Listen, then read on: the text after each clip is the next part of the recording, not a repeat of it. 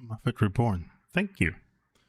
Hi, everyone, and welcome to another riveting episode of Text Play. And today we have a very special guest joining us for the third time on the show.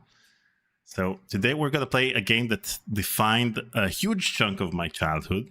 And even though it did define a huge chunk of my childhood, I sucked at it then, and I will probably suck at it now. We'll soon see how good I became, how good of a player I became in the past 37 years in which I haven't played the game.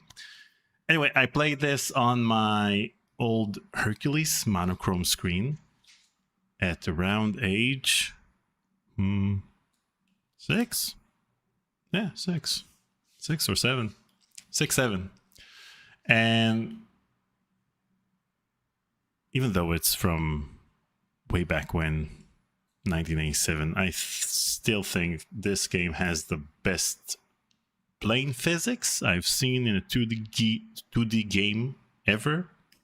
Even 3D games. It's that awesome.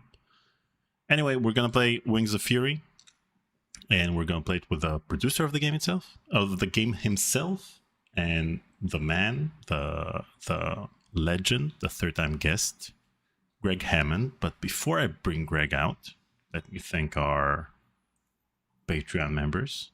Thank you, guys. And thank our coffee members. Thank you, guys. Top 10 in the past 7 days. Muffet Reborn, Schweck Sieshu, Those Deaf Mutes, Top Fuel, Zero Cleft, Zen Solipsist, Slail, Renenute Nuvo, and Ozzy Astaroth. That's it. Today's donation goal is $1987, because that's the year in which Wings of Fury was released. Anyway, without further ado, let me bring out a man who has now officially joined the Tech Talk 3-Peat Club, the producer of Loom, The Secret of Monkey Island, and the man whose fingerprints are on Wings of Fury and Karateka and X-Wing missions and roughly half my childhood. Anyway, here's Greg Hammond. Hi, Greg. Hello, Daniel. So good to be with you. So, third time on the show. I'm thrilled. I'm actually very pleased to be with you. And I was surprised when you reached out and asked if it'd be fun to play Wings of Fury together, because I have very fond memories of this game. Me too. I also have recurring nightmares from this game, but we'll get into that. Recurring nightmares? Actually, I might have had recurring nightmares from the game as well, given the fact that I crashed the plane numerous times, if not all the time. I don't think I landed the plane successfully on the carrier even once. That's rough. But I might be misremembering. We'll see today if I'm able to finally land the plane on the carrier. It's gonna be interesting. But before we play the game, you have several credits on the game. You're also credited for additional graphics, and you're also credited for writing the manual. And in our conversations, you even said that there was the reason why you wrote the manual was because there was nobody who knew the game better than you did, and the developer. Those are the two people. That's right. And I should also say that I inherited this project, and a good chunk of the work had been done.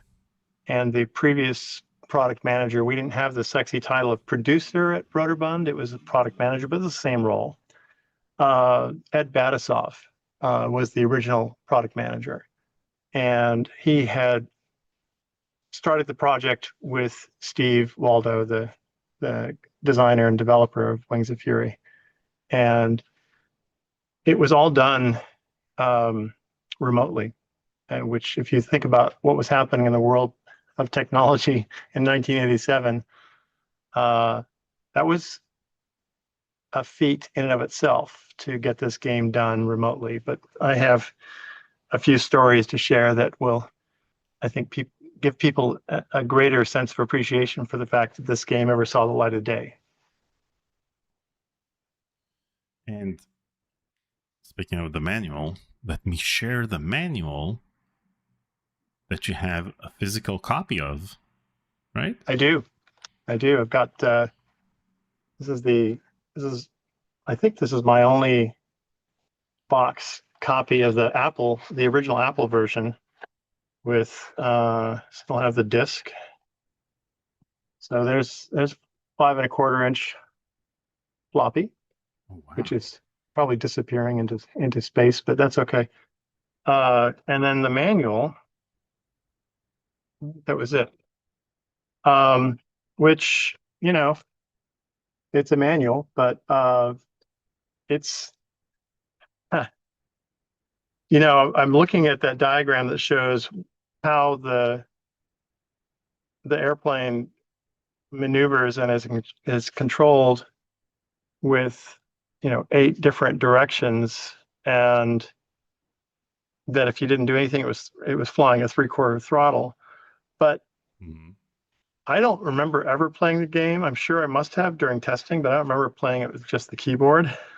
So you, my friend, are amazing if you can do anything with this game with just keyboard controls. We always played it with joystick, which even then in the 80s on an Apple II, um, serious people who were playing a lot of games were going out and investing in a joystick of some kind, and it made all the difference. And for this game, the controls are so incredibly subtle that the difference between playing with a joystick and not, I don't, I mean, the fact that you said you haven't landed successfully on the carrier, landing on the carrier is one of the hardest things to do in the game. And just getting it to be in the right place at the right time, the right speed, and all that kind of stuff, and dropping your speed at the right point so that you could land on the carrier, doing that with a joystick is hard enough.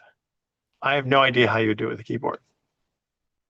Well, as a PC gamer, I constantly play games on my keyboard. I had a keyboard and a mouse. Didn't have a joystick until much later, and I really didn't like playing with a joystick because I had an analog joystick, so I had to recalibrate it every day or every time I'd started up a game, and I didn't like it. So I kept on playing with a keyboard, and it was Yeah. good enough. And you'll soon see how good I am at playing Wings of Fury on my keyboard. Enough to make you Yeah, furious. indeed. And so let me share the manual again. Here it is, the user guide. We'll have to read it thoroughly because I don't remember any of the keyboard keys themselves. Here you are over here, product management, additional graphics, and manual by Gregory Hammond. So see, first name under special thanks is Ed Batisoff, and he was the original product manager on the project. So huge kudos to Ed for getting it as far as he did. And he only had to hand it off because his plate was so full that he needed to let one project go. And I was fortunate to inherit this project from him. Probably about the halfway mark, I would guess. So how much of the game was already done by that point? So it was playable, but there was a ton of. We'll get into some of the things that were challenging technically with the game, and why they were challenging. But it was playable, but there was a lot of refinement to do. There was a lot of level design. It still had the original graphics for the airplane. And I've always been a big history buff, especially with World War II aircraft. And so for me to get to work on this project was really kind of a dream because I was able to say, okay, I know what this airplane looks like. I can take the original graphics and basically redrew all of the airplane bitmaps by hand. So what you're going to see in the game is my pixels for the airplane. But yeah, so there was a lot of refinement and balancing and gameplay that needed to be fleshed out to make the game ready to go, and a huge amount of bug fixing and um, amazing amount of testing for what feels and seems like a little game. Um, we had testers working on this for months, and it was a heck of a process to get through. So, Did they ever test it on a keyboard? I'm sure they did, uh, but it's been a little while, so my memory's a little hazy on that part of it. But the fact that you can play it with a keyboard means that somebody tested it that way. Okay, so this is the manual for the Apple II version. So to play Wings of Fury, you'll need an Apple II equipped with a joystick. Wow. So the Apple II didn't have keyboard support? Did we only get it on... It may not have, and they may have added that for the IBM version. Ooh. And again, I don't want to get ahead of myself here too much, but the fact that there's an IBM version means that somebody took Steve's code and ported it and made it work on an x86 machine. And wow, just the fact that that happened is amazing to me. But that during that process, so that may be why I'm not as familiar with the keyboard controls, is because I wasn't involved in the porting process for the IBM version. I think somebody else took that on because I was either, see, 87. No, I worked on other projects after this. I don't remember being intimately involved with the porting, the versions that came after this. So the PC version came out in 89. There you go. Well, that may be wise because in the fall of 89, I went to Lucasfilm Games. Mm-hmm. Okay. So you guys at Broderbund didn't really like the PC versions of your games. So when I talked to Jordan Mechner, and we talked about the Apple II version and how perfect it is and the music and everything, and then I told him that I played the PC version as a kid. So he felt sorry for me because he said that the music is out of sync and it's crappy for various reasons. But again, the PC version, the PC versions of these games is what I've played as a kid. So yeah, well, and there's something to that as well. Worse. You have to understand that all of the Apple II games that were done in that era, we were dealing not just with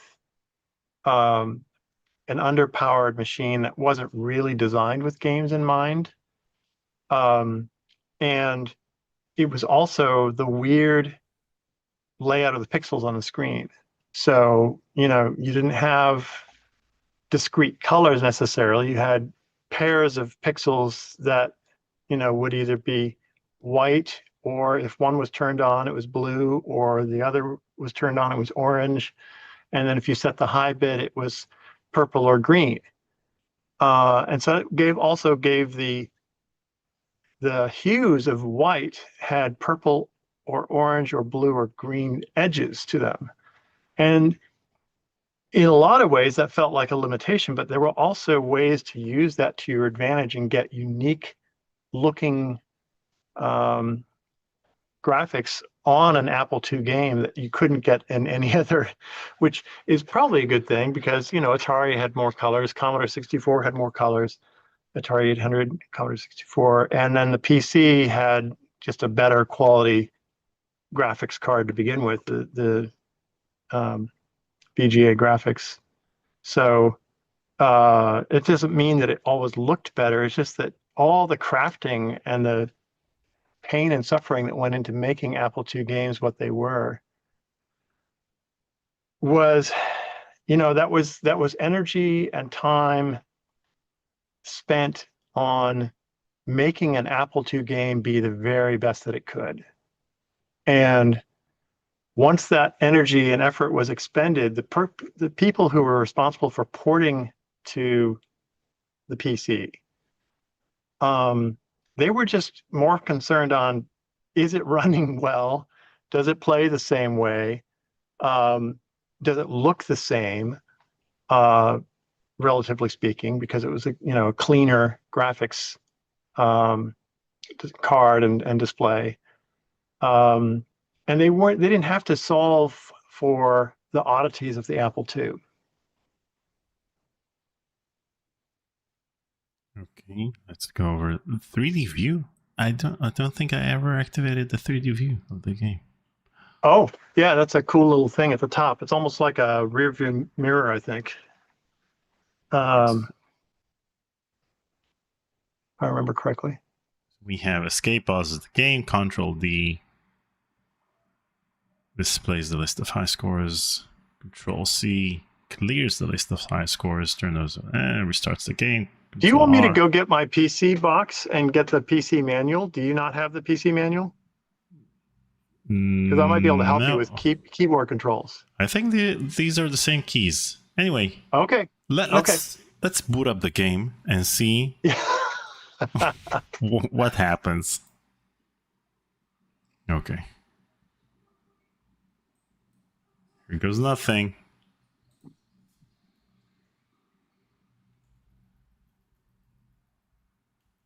Okay, so we're gonna run Wings of Fury EGA. Oh my. Yeah. Okay, so that's so interesting. That was not the original title screen graphic. Yeah, that because was based on a poster that another artist did that was used to promote the game. But the original art was it was the stuff on the Apple II box. This was like, oh, hello. This was the art that you saw for the splash screen of the Apple II. And there it is. The mighty Hellcat taking off. But the thing is, the cover art for the PC version is what we saw in the title screen right here. Yes. Yeah. So interesting. Okay. So let's choose the easiest. Good. Level. And let's see what happens. Let's see if I remember how to fly this plane. Rockets. Yeah, okay. Might as well, right?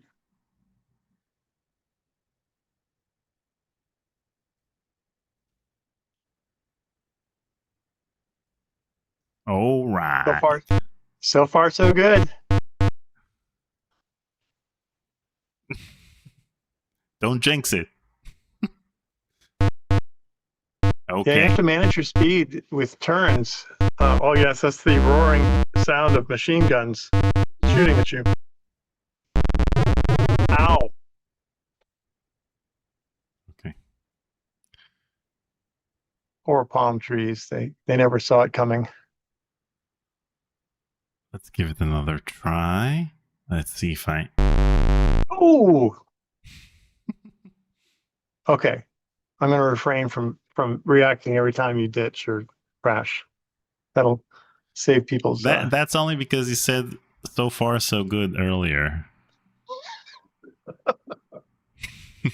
I was doing well until then. Okay, let's see. The one thing I think Steve Waldo, the creator and designer of Wings of Fury, and who did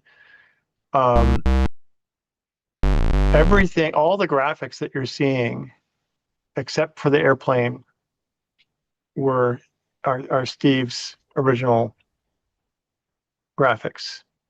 I think I also helped to design the control panel at the bottom. Really? Yeah. But the carrier and the environment and the other planes, those are all Steve's original work. I think you're trying to, if you try to take off with the wind, it's not going to go well for you. So if you see the flag is blowing left to right, you've got to go to the left to take off into the wind. which is also important when you're landing. You want to be landing into the wind. So these tips would have been really helpful like 37 years ago. Where were you, Greg, 37 years ago when I played this game? I'm actually kind of surprised there aren't tips like that in the manual, and I need to look and see, is there anything in the way of gameplay? Ooh, man, you're getting lit up there by those machine guns.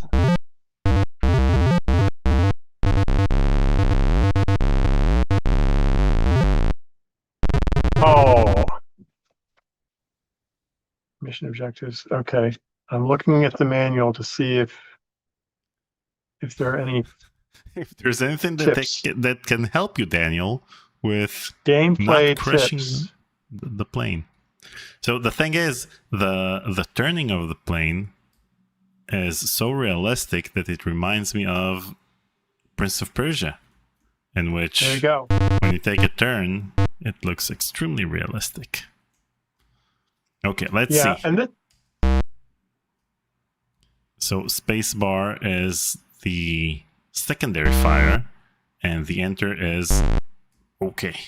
Okay. and bombs now, are good for taking out the machine gun that nests. There you go.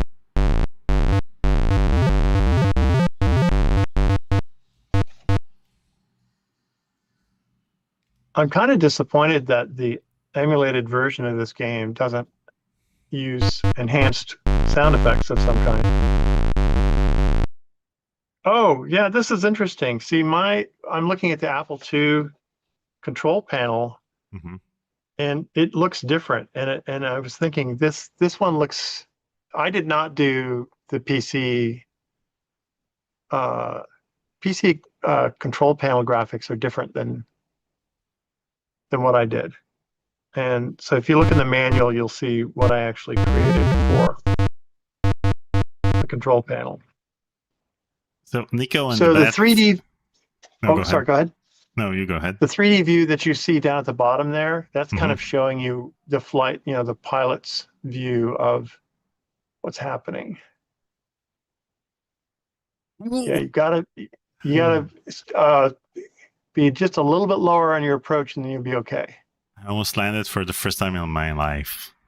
This is so So exciting. the tip I have for you for approaching the carrier is go a little bit farther out, and then make your turn here, and then bring it down as low as you can without actually ditching. Oh, yep. Oh, so close. You were on the right glide path. Okay, let's give Bet it a you try. get it next time. Yeah. So Nico and the Bad Seeds on Twitch says, "Hi Greg, I played this game on the Apple II as a kid. I never got very far without crashing the plane." Well, seems like it's the same for everyone, but it was fun anyway. Thanks for the childhood memories. Thanks, Nico. That's awesome. I'd love to hear that. This is an example of how games used to be made, and that with a very small. Yeah, there. Good. Ooh, you had it. You get. Oh, That's well, it. that's Like a one glove. way to get a new plane. Yeah. We had a small team.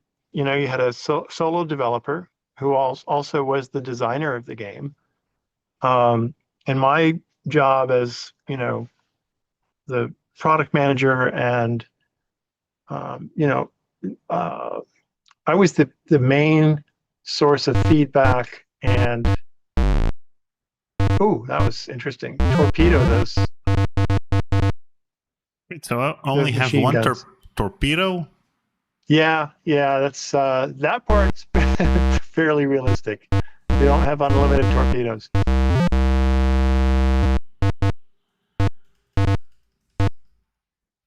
And now you're starting to see soldiers running around on the ground. And so, we didn't realize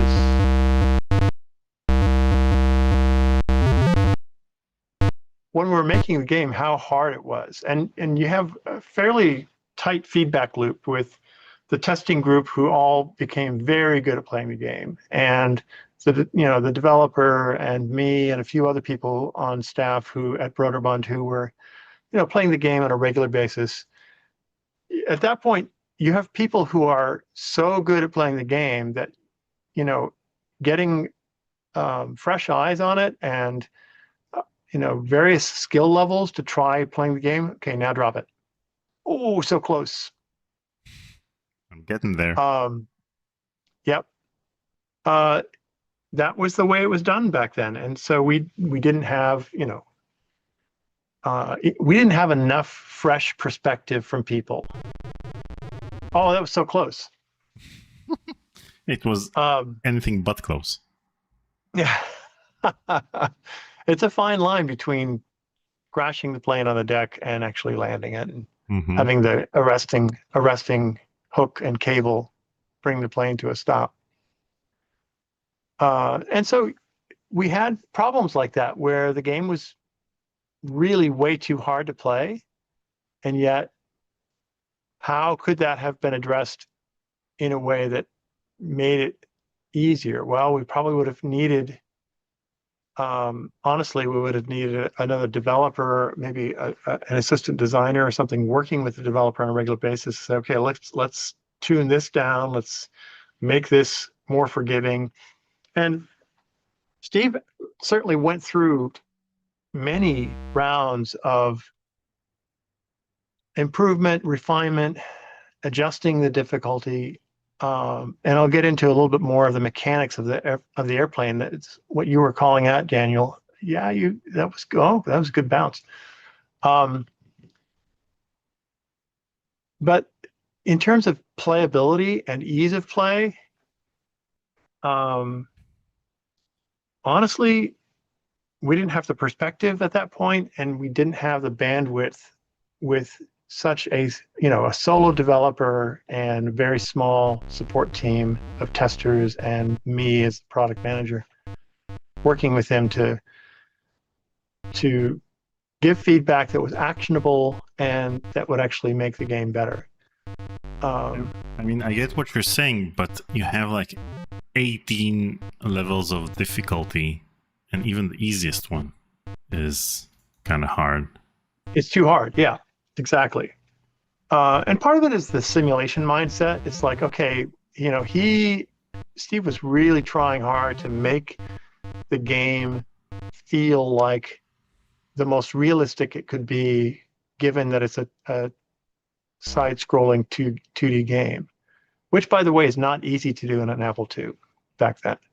You didn't see too many games like this, and obviously, let's call out, the inspiration for this game, which was Choplifter by Dan Gorlin.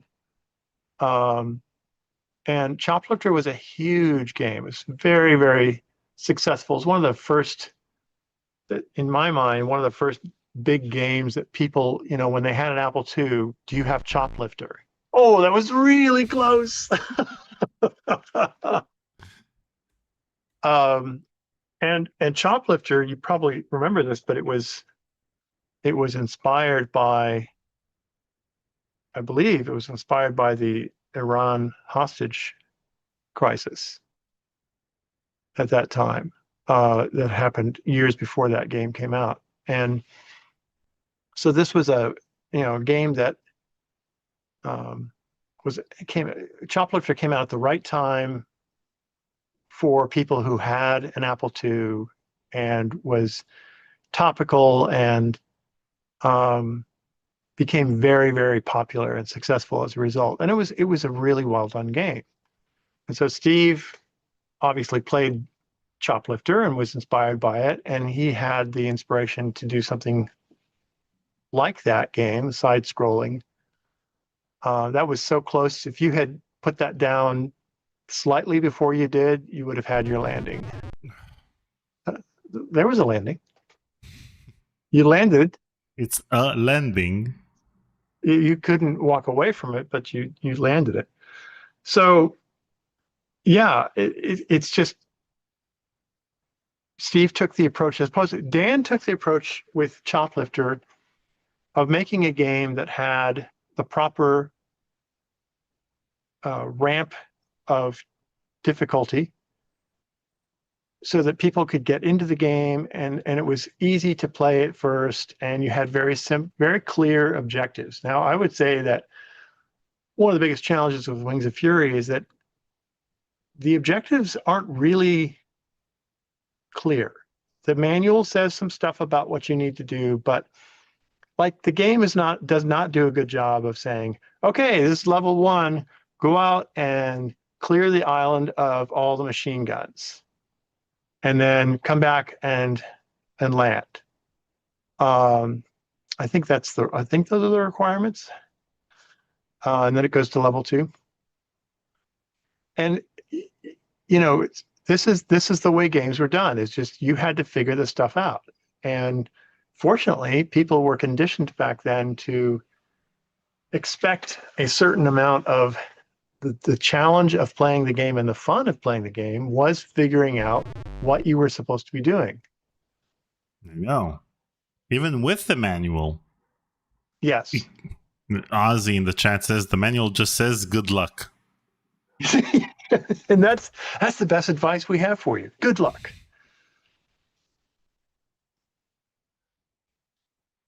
Back then, the reading the manual was like 50% of the charm of the game. You'd play on the way home, you'd open the big box, you'd read the manual. Yep. And get ready for the game. Even though the manual in this game didn't really, it got you hyped up, didn't get you ready for the game itself. Let's see. Okay. Right. Well. Oh. Am I supposed to slow down the plane by turning it around over and over, or am I supposed to slow down the plane in some other way I'm not aware of and wasn't aware of? So when you're flying toward the carrier and you want to land, are you giving it directional control at that time, like to go a certain speed, or are you just using left and right to steer? So I'm using the keyboard, as we previously discussed, and I'm using the up arrow to keep it steady, and then the back arrow is helping me turn the plane, and I don't know. Okay. So what you want to do is you don't want to have any additional throttle when you're coming into land. You just want to be letting the plane fly at its basic speed.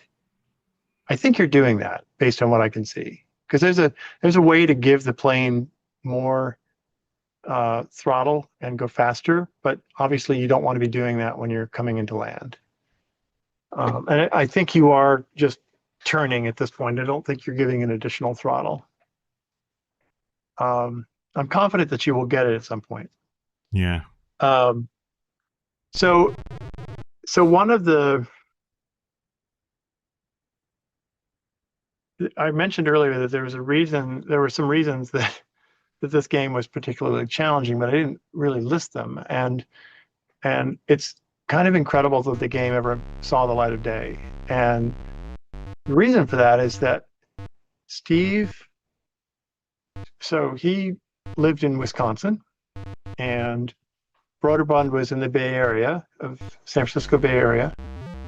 And so this is 1987. We had modems. We had phones. But when we got a new build from Steve, it was because he sent us discs in the mail. Wow. Okay, but it gets better. But even with modems, it would take you like a whole day to send whatever, 300 it would have been kilobytes. Way too slow. 300 baud, yeah, it was just way too slow. No, the game itself is 300 kilobytes, so sending it over 300 baud would take a whole day. Yeah, so this is where it gets really interesting, is people were using assembly language on Apple II to get enough speed from the processor to make a game. But they were using tools, assemblers, that enabled them to write code in a way that was, properly structured. And if you were doing it right, you had comments, you commented your code and all that good stuff. Well, Steve didn't use any of those tools. He didn't use an assembler. He wrote machine level code by hand, and it was very fast. It's a reason that the game ran, and you know, a side-scrolling game on the Apple II is just not what the thing is wanting to do. But the problem is to get that speed and strip down everything except he's on the bare metal of the machine running as fast as it possibly could. But when it came time to edit and make changes and fine-tune things, he had to move blocks of code around, and he had to write them out and chart them out by hand so that he could keep track of how all of his code was structured. And I have no idea how he actually managed to pull this off, but there were times when we were late in the process of finaling the game and hunting down the last few bugs and doing fine tuning and, you know, setting up the missions and all that stuff, anything that required editing the code. Steve would have to do these coding gymnastics, I'll call them, to make those changes. And then it's just him sitting by himself in Wisconsin doing this and testing, and, you know, like I would send him new airplane graphics, right? And he had to put those in. And so it was a very primitive process. I would just leave it at that and say, and it made the game possible in terms of the speed and the smoothness that he achieved with it. But in terms of editing and making any significant changes to it, it was just a horrible, involved process, and it would get him into situations where days would go by and he would just say, I'm really frustrated and I'm having a really hard time with this. And it was understandable because he was trying to do it all by hand. So there you go. You did it, Daniel. First landing. Wow. Finally. Very impressive. Took me 37 years, but I did it. Found the strength. If you can slowly taxi to the elevator, it will. I don't know if you're now. Slow down. And if you can turn around, you can turn around and go the other way if you need to. But yeah, see that it will. Now you can change the loadout of your plane, and you can get a repair done on your plane. I don't care about repairing the plane. I'm just happy I finally landed the plane. So what you can do is turn and go the other way so that you're flying into the wind again, and then you can take off. Okay, so I need to repair. I'm very impressed. But I didn't do anything. I didn't shoot any of the bad guys. And well, that's okay. Oh my god. There you go. Wow. So you can change your loadout. And you get a brand new plane. Wait, but I'm still level 1. That's okay. But you have demonstrated now that you can land the plane. You have with the keyboard control. I'm mental capability to land the plane.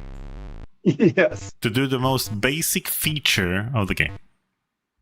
But look at some of the things that he did that Steve got right with this, right? So it focuses on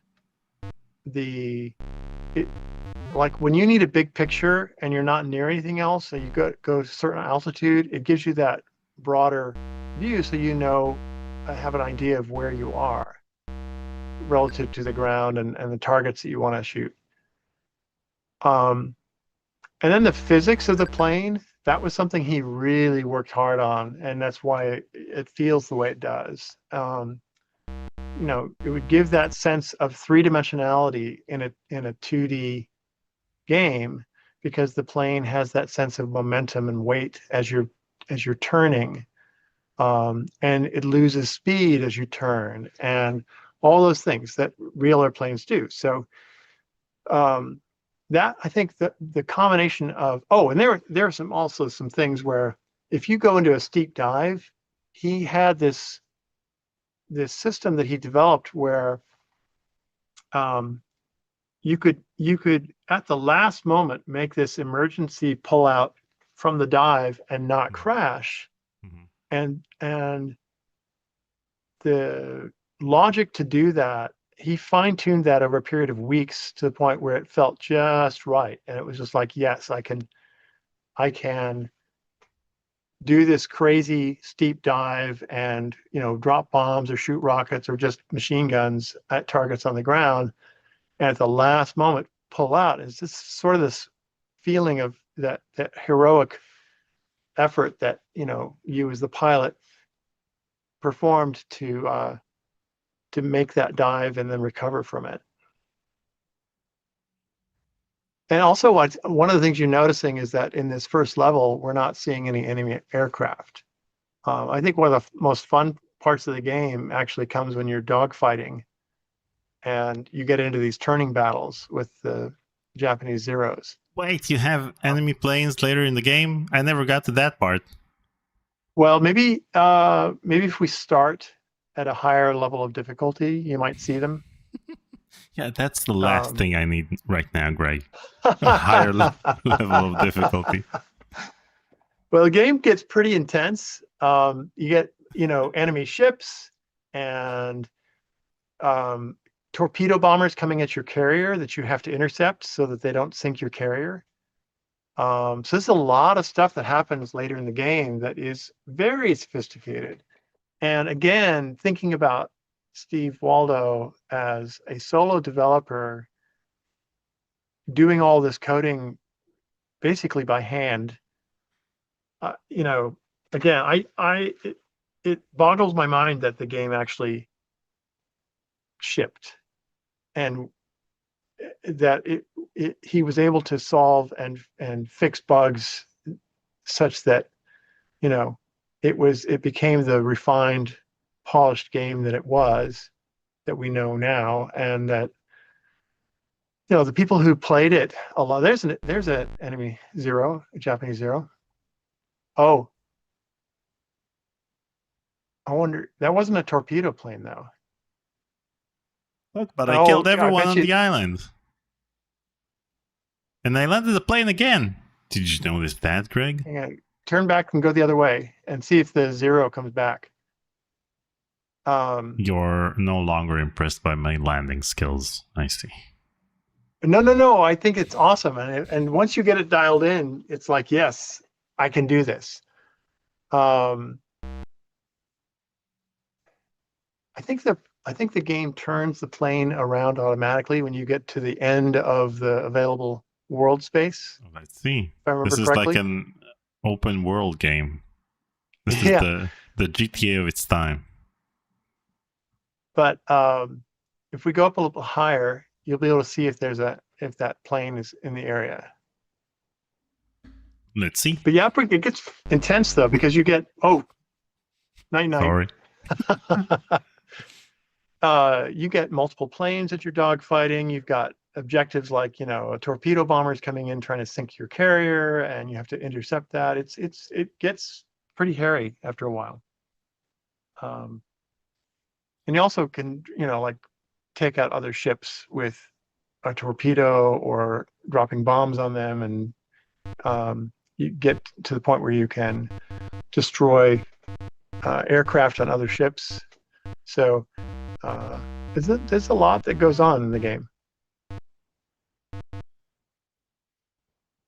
I love the fact that you said that the game is getting really intense as it progresses, but it's pretty intense for me right now, as it is with the landing. Yep. One of the things you want to be able to do is from the remote view, line up a target and get high enough up in the air so you can make a dive and start shooting at it well before you get. So that one machine gun nest that's down there, you want to dive at it and shoot rockets at it. Right. There you go. Unfortunately, he made it so that you can get good at this remote view and lining up targets just like that. But see, it's still firing, so you need to go back and do it again. I'm out of rockets.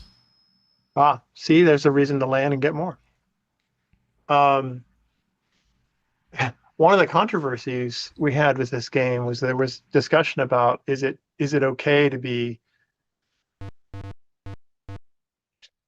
mowing down enemy soldiers on the ground with a plane and a machine gun or other weapons.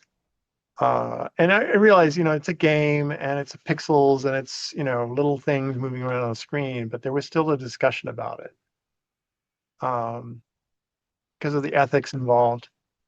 But at the end of the day, the people, including me, who were saying, look, this is a simulation of World War II combat. And as such, there were things that, you needed to be able to eliminate enemy combatants, soldiers. But I remember that being a discussion at one point. Fortunately, we didn't have to adjust that. How did the game sell? Was it a success for Brother Run? That's a great question. We were not privy to sales figures, so we didn't know. But it got good reviews and in the magazines, and most of the people that we talked to and got feedback from as players seemed to really enjoy it. I think it sold well enough that they wanted to port it to other platforms. There's a Game Boy Color version of this. Mm-hmm. Did you ever play it? I have, yeah. It is also challenging, and even with the D-pad on the Game Boy, but D-pads are they're digital controllers. They're not analog, so you don't have that subtle feeling of an analog joystick or thumbstick. So I think it sold well enough that people wanted to port it, and that's probably all I can really say about that, given that I don't have any data on that. Oh, the Game Boy Color release was on December 27th, 1999. So Wow, this is that like was so 12 late. years after the game was released. And the Game Boy Color came out in 95, I think. So 4 years after the Game Boy Color release, they did a port of Wings of Fury. And that all by itself, I think, is a testament to how much people enjoyed the game, because you wouldn't see something like that with a game like this being, oh, you were so close. Coming out so much later after the original game came out on a different platform, but it actually worked. I mean, I thought it was actually pretty fun on the Game Boy Color.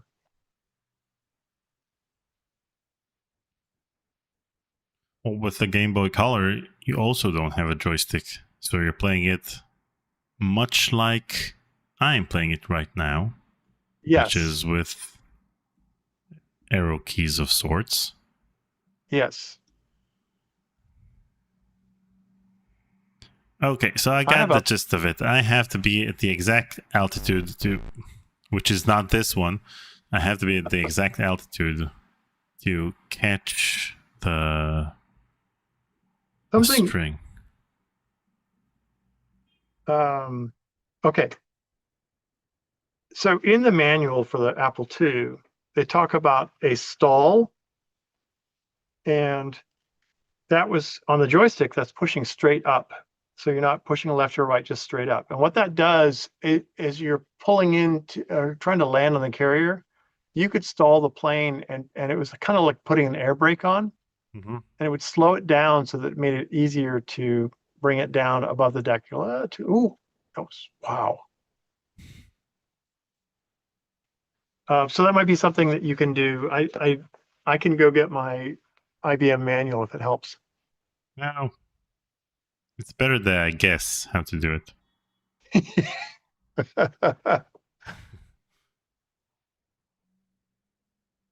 I do have a personal story from my family's history about the F-6F Hellcat airplane.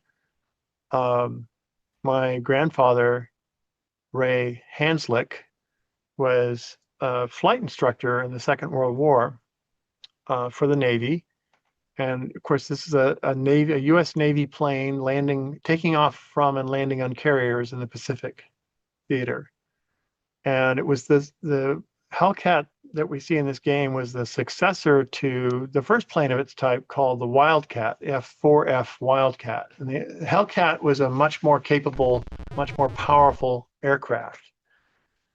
I don't think they ever adapted it to be a torpedo bomber. That they had a Navy had a dedicated aircraft called the Avenger that was a torpedo bomber. But so Steve stretched it a bit in this game to make it possible to carry a torpedo and deploy a torpedo from the Hellcat. But my grandfather flew all these different kinds of planes so that he could instruct young naval aviators on, how to fly their planes and prepare for entering active combat, active duty.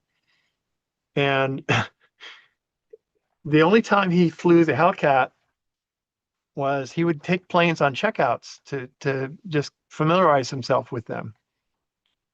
And he took this Hellcat up, and it kept like the engine would cut out, and all these weird things would happen. And he landed and took it back, and he was talking to the mechanics and said, "Oh, you flew that one? That one's supposed to be scrapped. We didn't think anybody was going to be flying that one. You should not have been able to fly that one." How was he So, able to land the plane? yeah, exactly. How, right? I think he's a very experienced aviator. I remember going up with him in his own private plane when he was in his 80s. And the old naval aviator habits were still there, because when we came into land, he just cut the throttle and came in and flared at the last moment. It was like we were coming down on a carrier or something. It was so interesting to see this old guy who was so comfortable behind the controls of an airplane. And he wasn't hearing very well either. So he knew the patterns that the tower would say, the tower personnel would say. And I don't think he could actually hear what they were saying, but he knew what to expect them to say. Mm-hmm. And he would respond. And the rest of the time, we'd try to talk to him, and he'd be half deaf. So it was an interesting time. But he, having that touch point in my own past with someone who actually flew this plane, not a good one, but he flew the Hellcat once. Was kind of a cool thing. Oh, you must have. No, Did it you? was the Oh, demo. was that a demo? Yeah. Okay. Yeah, if you go into a higher level, you'll see that there are other ships and aircraft right away. But by the way, apparently there's a cheat code. If you type "Colin was here," then you activate the God mode in the game. Who's really? Colin? Yeah, who's Colin? No idea. I wonder if that's only on the IBM. I wonder, because I don't remember that. I don't remember that we. Let's see. Did we have cheat codes on the Apple II? We might have. In fact, I think we did, but I don't know where I would find them. Well, the internet, right? But I think Steve built in some codes that enabled him to set up parameters so that he could test things more effectively and not have to play through things just to test something. Ooh, that was really very close. So have you figured out how to stall the plane? Nope. So if you push, are you using the 4 arrow keys or are you using other keys? I'm using the 4 arrow keys. Okay. Interesting. Wait, can I use the numpad? Yeah, I can use the numpad. Good. Let's see So on the this helps. numpad, if you push 8 while you're flying, that should stall the plane. Yeah, but 8 is the up arrow key. Oh, interesting. Wait. So what happens if you push 9? Wait. So 7 helps you turn the plane, and 9 also helps you turn the plane. Okay. Okay. What about 4 and 6? 4 and 6 don't turn the plane? Oh, ouch. No, 4 and they do. Wait. So what's the difference between them? Okay, so if I'm flying straight ahead and then I hit the 6th button, then the plane turns around. But if I hit, so it's the same thing. No, okay, so I'm in addition to turning the plane, I'm also gaining altitude when I'm using the 7 and 9, because it's like holding the up arrow and then turning the plane. So curious to know if you're flying along level, if another key might make it stall, like either. Wait, can the 3D view help me? Can I use the 3D view to know if I'm at the right altitude? You know,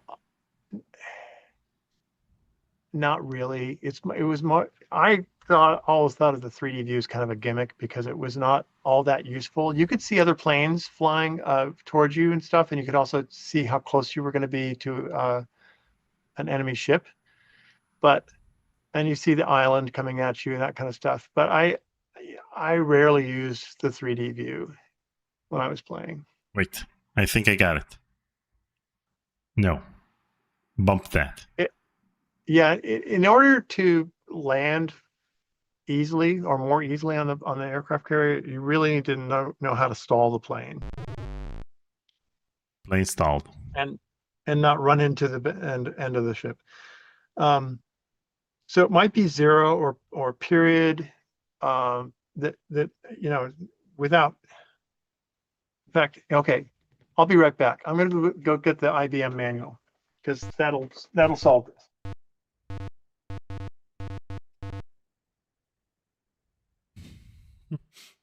Yeah, Dragoon, I nailed it. Now I feel bad that he has to get the manual because I suck at this game. But hopefully this will bring closure to everyone watching. And by the end of this live stream, we'll all know how to land a plane. Or not. All right, let's see what the IBM manual says about controls here. I mean, unless they tell us that there's some hidden keyboard combo that I need to use to land the plane, then I guess it's just pure dumb luck. It just says when using the keyboard controls, the arrow keys can correspond to the above joystick positions. Yeah. Which means that 8 should stall the plane. But if I use 8, then I'm taking off again. Okay, so let's say I'm over here, and then I'm using 8. See, I'm taking off. It's like 8. Oh. Okay, let's see. I think. Yeah, so the instructions in the manual say, just as you clear the edge of the carrier's deck, stall the plane to allow it to drop so that its arrestor hook can catch one of the 4 arresting cables on the deck. How do I stall the plane? Right, that's what we have to figure out, because stalling in the controls, Hmm. well, you can look at the manual, right? Yeah. And so the joystick diagram shows stall as being straight up on the joystick, Let's and it's see. the same for the IBM, Oh, stall dive. which Install. should be 8 on Hmm. the keypad, on the numeric keypad. Um,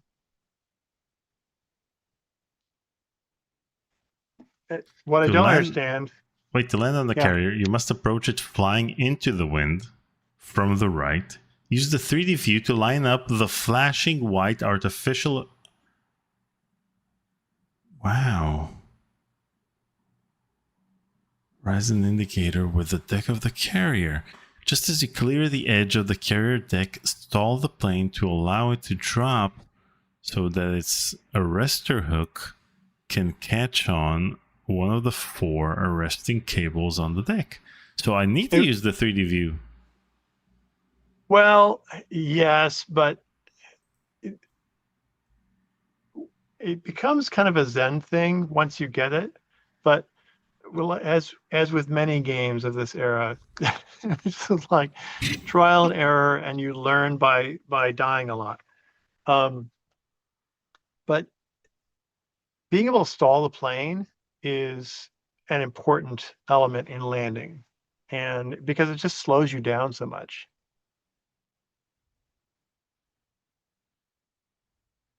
I don't really think you need to slow down the plane. I think you just need to be at the right altitude, which isn't this Yeah, one. well, you've proven that. It's just it's a lot easier if you can slow the plane down and have it dropping onto the deck for you, as opposed to having to try to thread that needle, that 1 or 2 pixel needle that you're currently threading. I'm going to do it again. You're going to see, Greg. And you realize that these pixels are monstrous on our screen. I mean, they're, I think the pixel uh, dimensions, at least for the Apple II, were 280 pixels across by 140 high, or 192 high, something like that.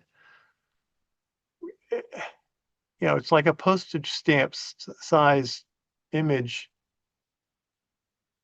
on our modern computers, the actual resolution of an Apple II. And the IBM was not much better. It was 320 by 240, I think, Or 200, depending on the or game. 200. Yeah, yeah.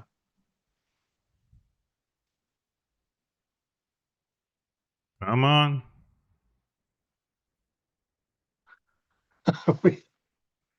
I would just love to figure out if you if you push, you're just flying along straight. And what happens when you push the 8 key on the numeric pad? Is that what happened? Yeah. Okay, so that's it. You did stall. So what you Okay. want to try and do is come in just above the deck and then push 8 to try and lower yourself slowly and slow yourself down. Oh, torpedo.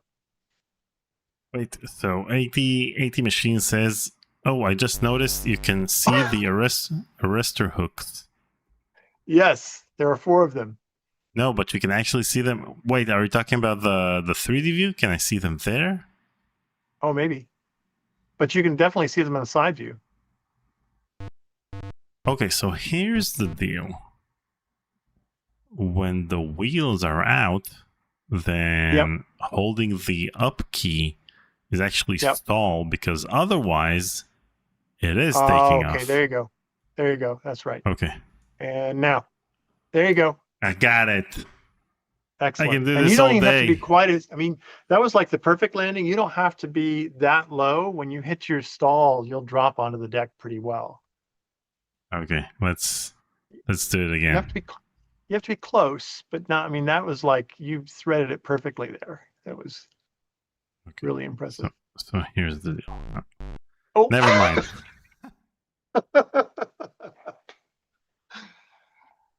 unforgiving is probably the word of the day for games of this era.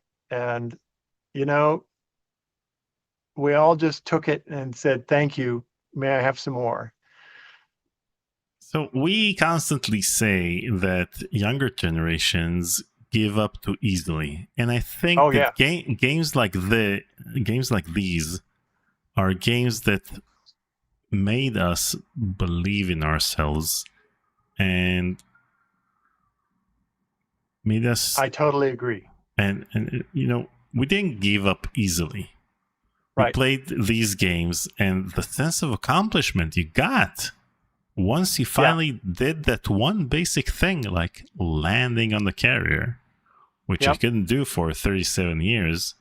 I mean, this is my Well, biggest accomplishment in life, landing and on the in real carrier life, earlier today. honestly, think about how difficult it was. It is even now with modern aircraft, but back then, I mean, these guys were just incredible pilots to be able to land on the deck of a carrier that's going full speed into the wind and sometimes in rough seas. It's just amazing. Yes, look I at you. got You're it. becoming a I got it. pro. So the eighth key is indeed stall when the wheels are out. Excellent. Good. I'm glad you figured out that distinction. I had forgotten about that. It's a good thing it's not written in a manual and we had to find out ourselves. But sure. Okay, let's do this. Here it is. Oh, so there are several arrestor cables and 4 of them. Let's Yes. see if I missed the first All one. now. Ooh. Yep. Okay, so I can use any of them because up until now I was certain that I can only use the. Okay. Stall now. There you go. Oh snap! Nicely I can done. land the plane. Yes. Oh man, I don't care So about now, the objective of the mission. I don't really care about landing the plane. well, that's good. That's another great thing is that, just like games that are more sandbox play styles like Minecraft and things like that, you know, the wonderful thing about them is that they allow players to find the thing that makes them happy, regardless of what the rules or the mission or whatever says, whatever the quest is telling you to do. Number one objective is to have fun. Nicely done. Look, see, you got Okay. that nailed. Okay. Oh, Now. something just. Yeah. I think something hit your carrier. I think an enemy plane bombed your carrier. Okay. What do you have bombs? Okay. Yeah. See, the next skill for you to master is to use this view to line up bombing runs on these machine guns on the island. So I was pretty good at that as a kid. There you go. Oh, that should have gotten that one. Yep. And I think still you got did. 17 more Nice. bombs. Okay. Oh, now see, then you could drop some on those guys or use your machine guns, but machine guns are a little more challenging. Ooh, don't turn slowly over a machine gun. It'll cheer you up.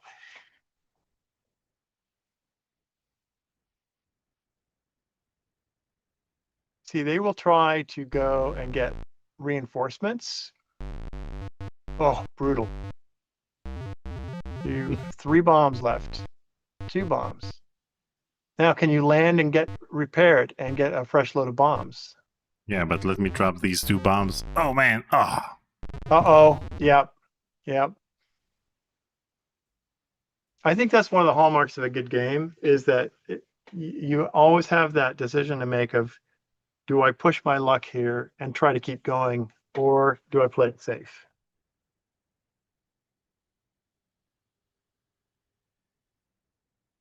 And I forgot how fun this game was.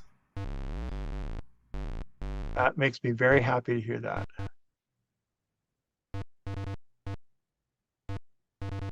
I mean, it was fun even before I knew how to land the plane. Now it's even more fun. Excellent. That was impressive. See, that's what I'm talking about. There's that mechanic. Ooh, there's that mechanic where you should not have been able to pull out of that dive realistically, but the game helps you. And it's learning Okay, let's see. when you can actually pull that off as opposed to waiting too long and having it be. Oh, somehow those guys all survived that. I missed everyone. One more. Yeah, if you get that one more bomb on that machine gun, I think it's done. Ooh. Wow, how those guys survived that? They're pretty resilient for pixels. Oh, They are. man. They're I keep turning above the machine gun and very tough pixels. Ooh. Oh, you got it. yeah. All right, now they will rearm that repair and reactivate those machine guns if you don't eliminate them. Yeah, see, somebody jumped into that other right-hand machine gun, and the guy that's there now is gonna man the left-hand one too. I don't know if it takes two of them or just one. Okay, can you land and repair your plane? This is your new quest in life, Daniel. Let's see. See, your oil gauge is flashing red. Now, Okay, too close.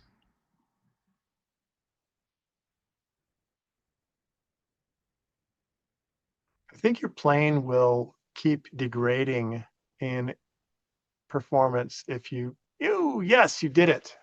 Now you have to go to the elevator and get down, and it will give you a new plane and lets you rearm.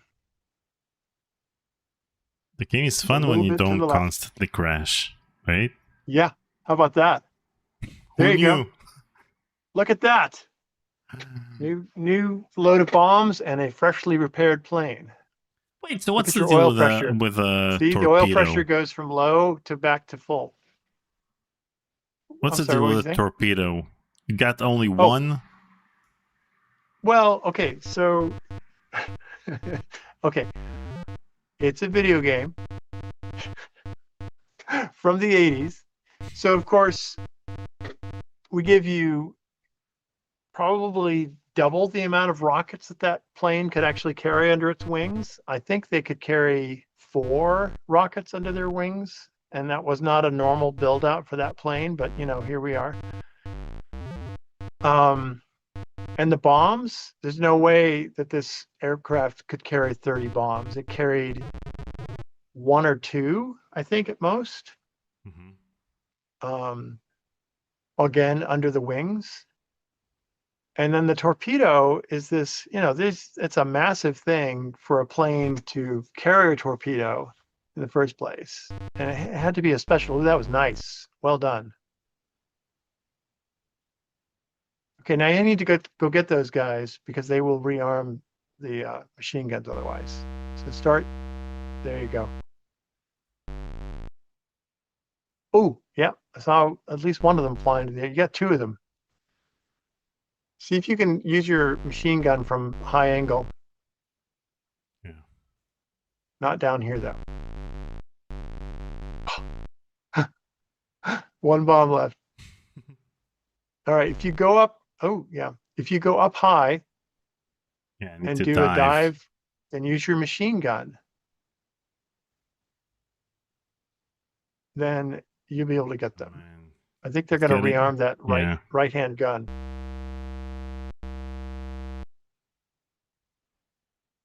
Surprised you didn't get them. I thought you would have. There you go. Okay, let's land the plane. He says like it's no big deal. Yeah, it's no longer a big deal. Oh, up. Oh. Pull up.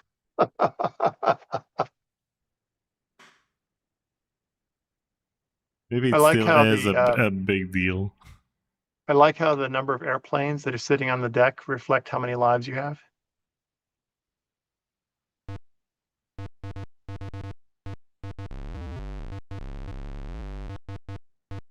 So the best way to use rockets on these um, machine guns is to do a steep dive from this view. There you go.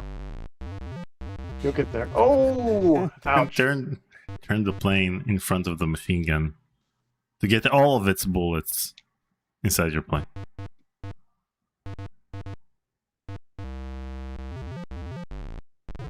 Ouch. Okay. 2 planes left.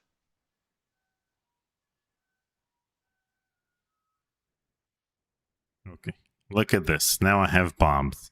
So I'll start dropping them right now. Awesome. Got that one. And dropping. Yes. Nice. All right. Okay. Now the guys are going to come out of that. You've got to get them. I would opt for machine guns.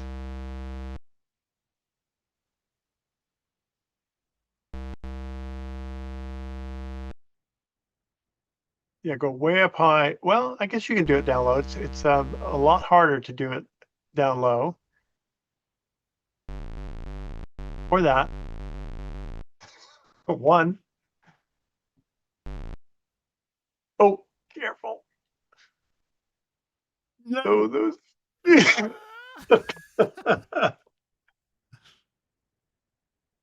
So my advice for getting the soldiers is to do steep dives with machine guns. And just like the rocket or bomb attacks, you're going to try to. Okay, now. Well, it's easier said than You're done, gonna, Greg. Apparently. yeah, I know. Well, also, what is our actual delay from my side of the planet to your side of the planet? I say now, and it shows up, a second later where you are.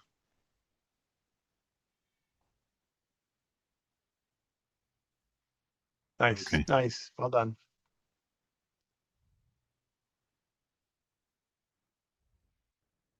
And a little bit of nice momentum there. That was another thing that Steve did so well, was he gave that sense of momentum to the plane, that it wasn't just, a classic video game vehicle or ship or something that could flip and turn instantaneously. It had that sense of weight and momentum. So when we played Loom, you said that it was you said that the last time you played Loom was like 36 years ago. Yes. When was the last time you saw? Because you said that you probably played it during production, but not afterwards. When was the last time you saw, I don't know, a playthrough of the game or the gameplay itself? Wings of Fury? Yeah.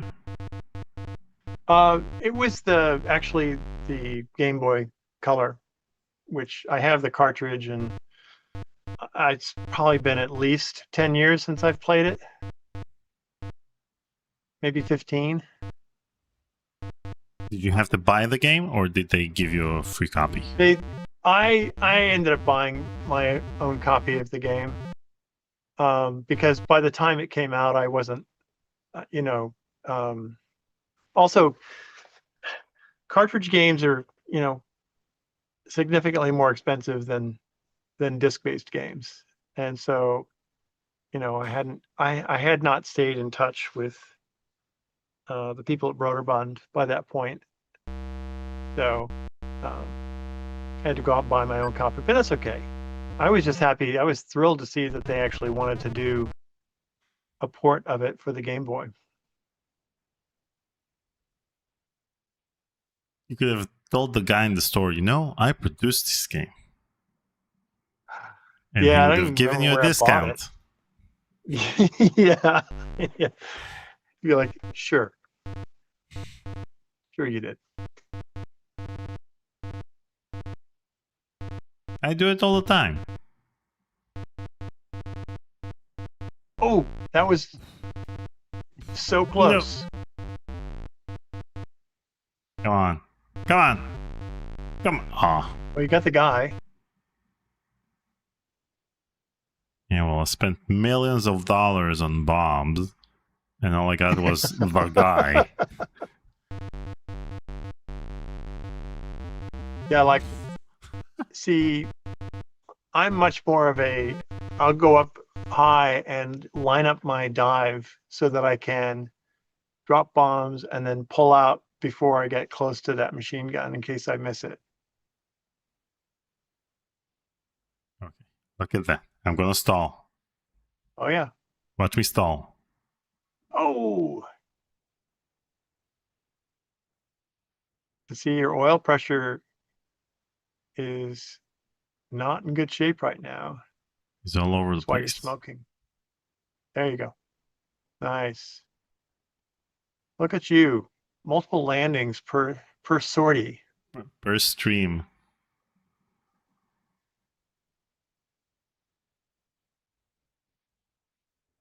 There you go. Okay. Nicely done.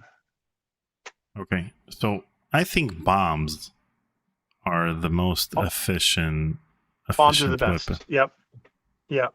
For what you're doing right now. Rockets are, they require a really accurate dive, and you've got to be right on the target. I think that one's dead already. It's just the far left. Yeah. There you go. That should do it. Oh, wow. Bombs The require bombs a level just of barely. precision that I probably don't have at the moment. Oh, you got it. Okay, now you got to get these guys. There are two of them.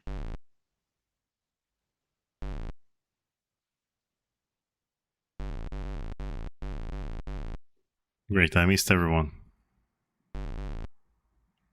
And another guy came out of the middle Whoa! building to try and rearm that. Did you see the plane? Oh, was there another plane? Yeah. An enemy plane. Or was it? Oh, wow. Oh, I wonder if that was the. If it hit my carrier? Yeah. Early on, they will do like a single pass, I think, on the carrier and then just fly away. But later they get really dangerous. So Ozzy in the chat asks what model of plane this is. This is a Hellcat, right? Yes, it's a Grumman F6F Hellcat, the U.S. Navy carrier-based fighter from World War II in the Pacific Theater. I actually got to see one of these in 1992. I went to the Reno Air Races in Reno, Nevada, and watched some of them, the high-speed, low-altitude air races that they hold there every year. And they had some other planes that hadn't been modified, but were just being maintained from, historical accuracy. And they had a Hellcat at that event, and saw it fly around and land, take off a couple times. It's a very distinctive aircraft. It looks stout and strong.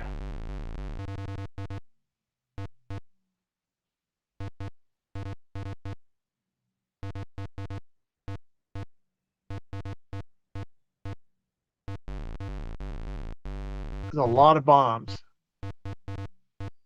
Oh, you got that left one though. All right, see if you can line up a dive on this with bombs and Wait, I think I get. No.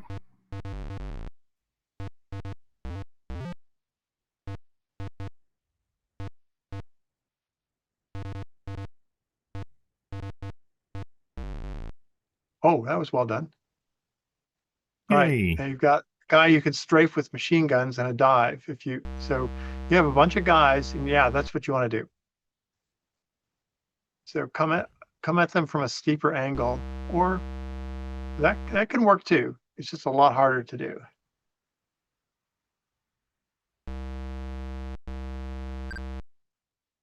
Oh, we Wow. got one. Oh, watch out for the buildings. All right, how many more?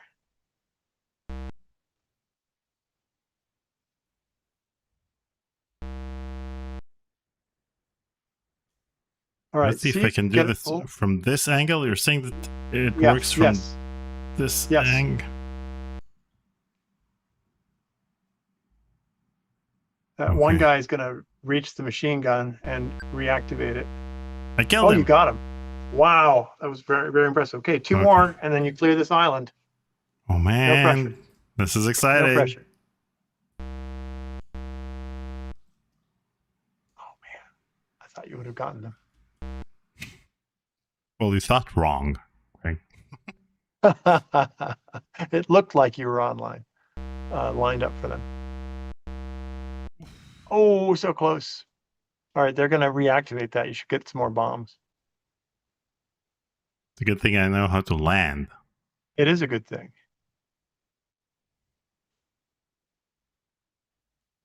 Okay, let's see. So, There you go. Drop it. There you go. Wow, look at you hitting that second cable consistently. mhm. Oh, wow. I'm so impressed, Daniel. Look at that.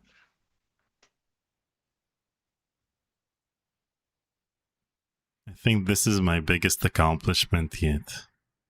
Learning how to land the plane in Wings of Fury. Okay, now it's that far left machine gun nest that you need to worry about at this point. That's one way to do it. And yep, here they come. Two of them.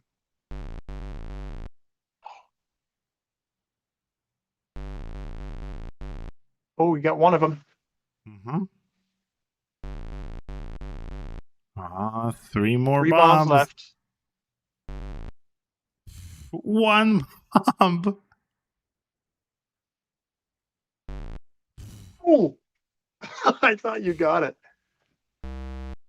All right. Okay, let's do this.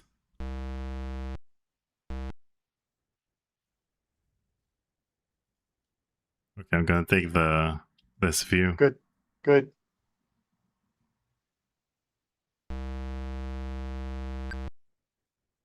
You did it. This is the first time I cleared the level. This is so exciting. Now, I'm if I excited land, for you. wait, if I land the plane, then it's Yes. Ah, Good work. You are ordered to return to carrier okay. to receive your next mission. Look at him go. Very impressive. Look at that. Level 1 completed. You did it. Took me an hour and a half.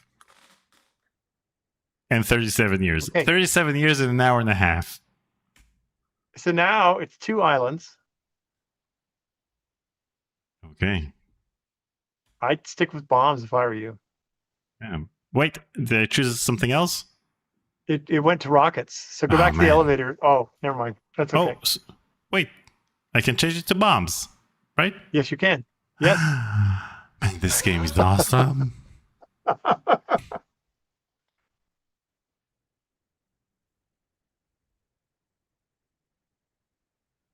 Okay.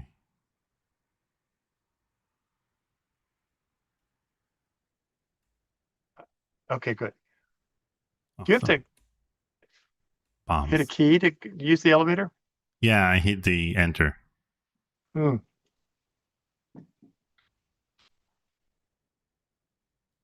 Okay, let's do this. Yep. So I think there's an island on either side of the carrier in this case, if I remember correctly. And three machine gun emplacements on this island.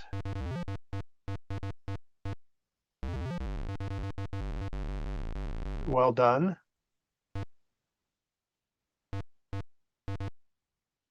A lot of guys down there. No bombs. Oh yeah.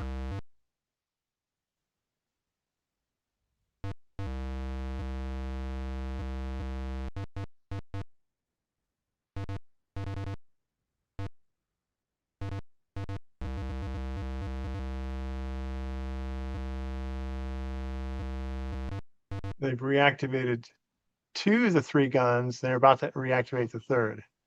Okay, time to land. Yes, it is.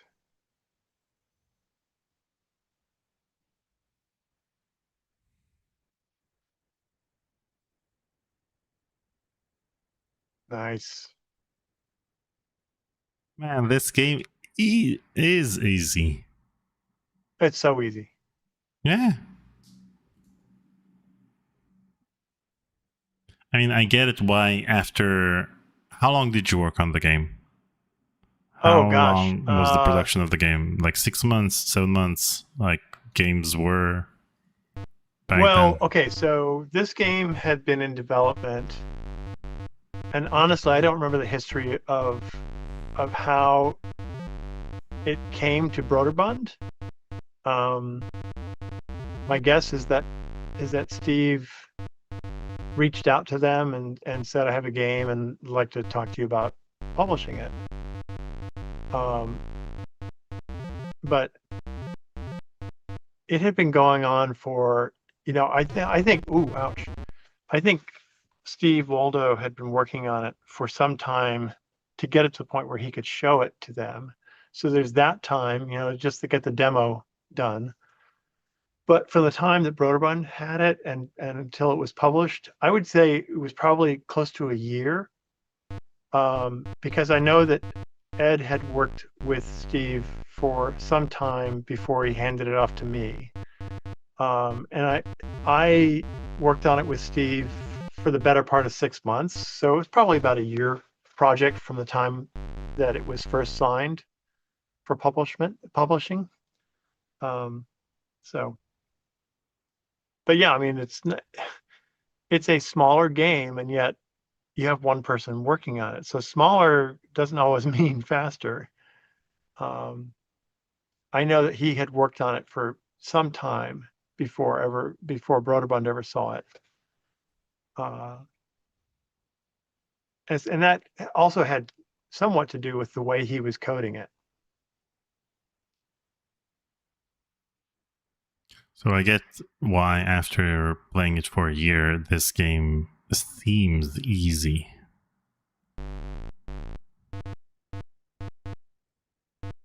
As from easy from a player's perspective or easy from a development perspective? No, from a player's perspective, because you said that nobody gave them a different perspective Oh, of right, whether or not the game is difficult or not. right, right. And when you have a full-time staff of around 20 people in your test department, your QA department, Mm-hmm. which Broderbund had, and of course they're working on various projects at a time. But the people who were assigned to test Wings of Fury became so good at it that of course they lost perspective as well, and they would rotate people off and onto it, to try to keep fresh eyes on it. But you're also dealing with people who are professionally testing games, and they're good at playing games. So again, I think the perspective was a bit warped, but that was kind of the way it was back then.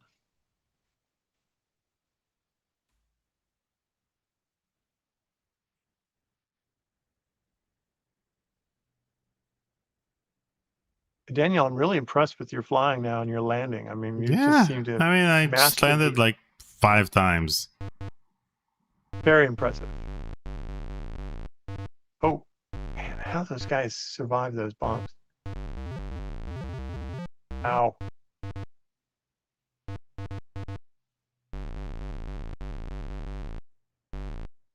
And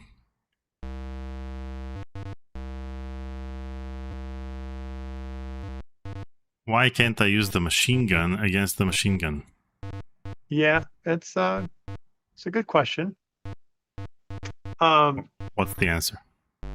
the pro tip for clearing the machine guns is to do steep, high altitude bombing runs so that you're able to drop just between 3 and 5 bombs in sort of a tight pattern to try and ensure that you get each nicely done. Well, look, the first cable. Whoa, that's impressive. Um, That way you're gonna get each machine gun emplacement in a single pass, and then you're gonna come back and do shallow angle machine gun passes with your plane's guns to try and clean up the soldiers that are running from the machine guns or to the machine guns.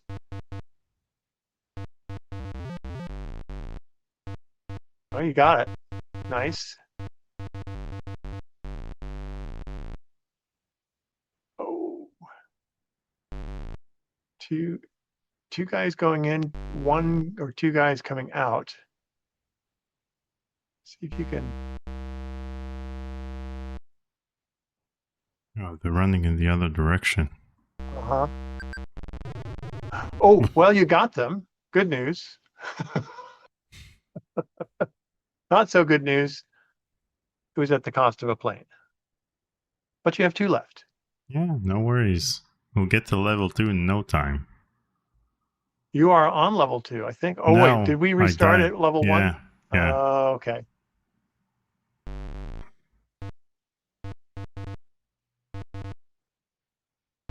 All right. High angle cluster attack with these bombs here. Did you get it? You got it. Yeah. Nice.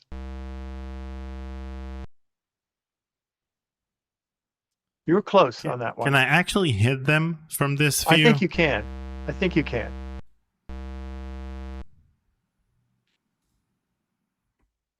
I could be wrong. It's been a while.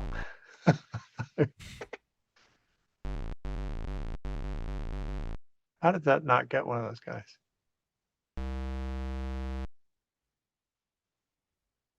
No. Yeah, this is an example of an aspect of the game that is just way too difficult. No, the landing was difficult. This is fun. Well, good, but it's like, look how difficult it is just to, finish an island. And the skill involved it's a pretty high floor that you have to get to in terms of the minimum skill required to be able to clear an island. You're out of bombs.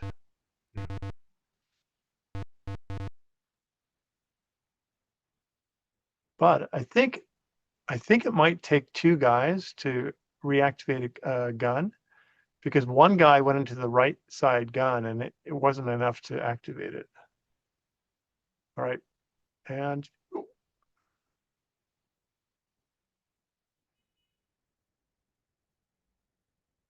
Like the machine says, and he's right. Hey, you gotta make sure players get their 40 hours of gameplay. well, I will say that I think, there's an airplane in your 3D view there. I will say that if a player played through all of the missions, they would get at least 40 hours of gameplay out of this.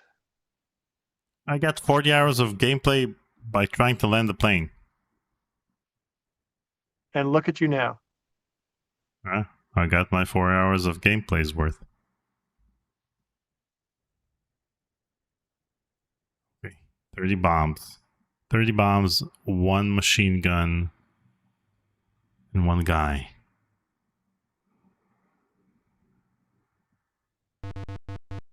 Here goes.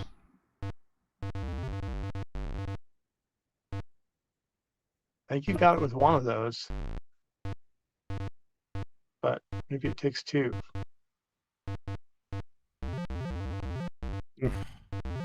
No. Okay. Right here. I'm going to start dropping bombs right now. There you go. There you go. All right. Now get a nice long pass, low angle pass with your machine guns and see if you can. There you go.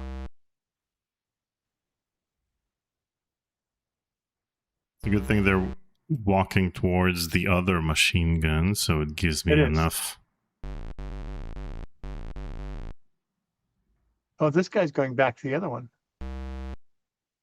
Man. These guys. Oh, oh no. You're down to your last plane. No pressure. No pressure.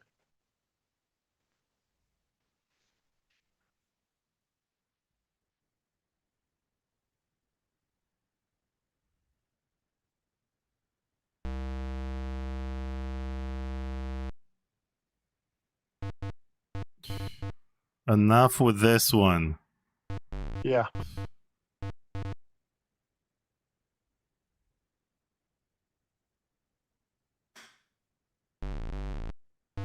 Oh, Finally. oh, you got him. Yeah. Impressive.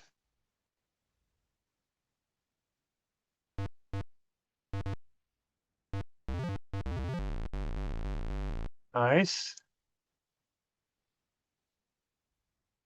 Okay. 20 bombs, one guy. You got this.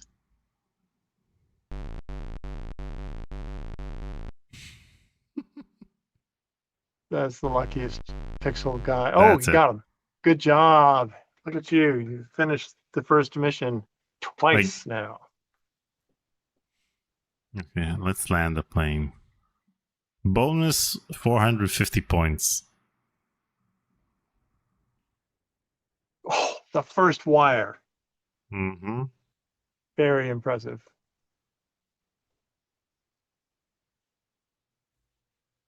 Daniel, I'm really impressed with what I'm seeing. Well, it's all thanks to you. You got the Ah! PC the PC manual, so finally know how to land a Yeah. plane. Once you got the stalling technique down, you were off to the races.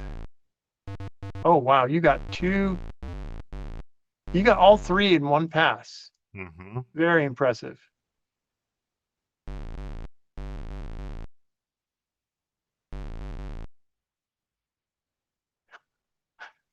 It cracks me up.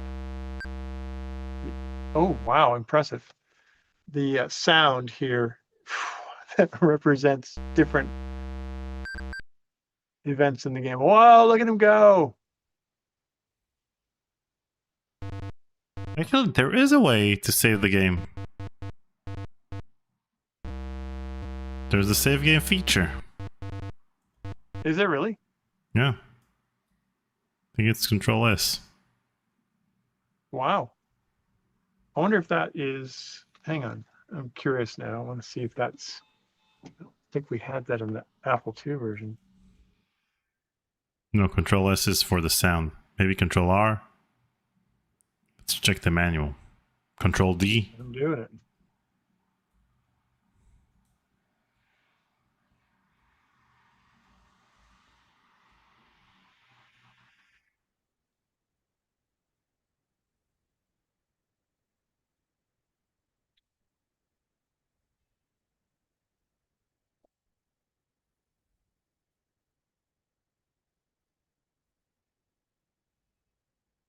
Funny too. I'm laughing at the second page in the manual.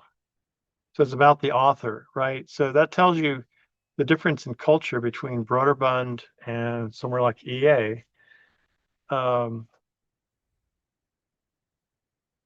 know, Broderbund's much more conservative, sort of old school game company versus EA that they came in and, the designers and developers were treated and positioned like and promoted like rock stars.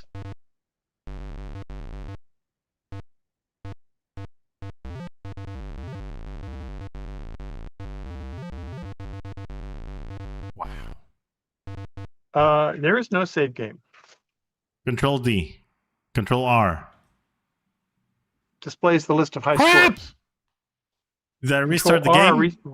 restarts the game and returns you to the rank selection menu. Now you're telling Control me. R does that. Escape pauses the game, right? Control S, as you said, is sound. Control D displays the list of high scores. Control C clears the list of high scores. The option can be only used after pressing Control D. And Control F flips the vertical control on your joystick. Some people had a really hard time with having an airplane that would go up when you push up on a stick, because in a normal airplane, you push forward on a stick and you dive. But given that it's a side-scrolling, not first-person view, most people, the way they map it is, I want to go up, I'm going to push the joystick up. Nicely done.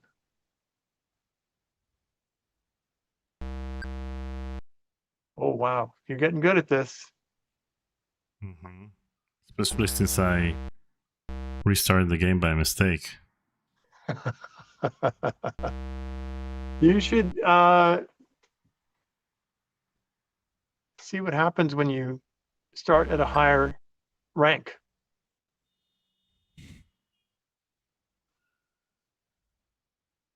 Yeah, I'd love let's to not see- see what happens when. Well, I'd love to see what happens when you start messing with enemy planes, because that makes the game becomes very different at that point. You get into these turning battles with them, dogfights. Oh, I still have a few bombs. Let's drop. Wow. You killed the already dead No. machine gun. So it wasn't dead. He got into the machine gun. Now he got out. I think it takes. Doesn't it take two of them No. to reactivate No. one? Only one. Okay. Okay, time to land the plane.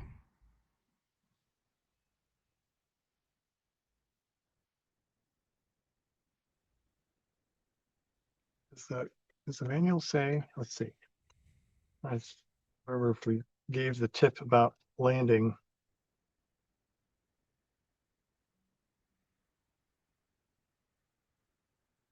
How do you save the game? I don't think you can. Wait, This let's is a let's check the manual. Do I have the manual? Yeah. Manual. yeah.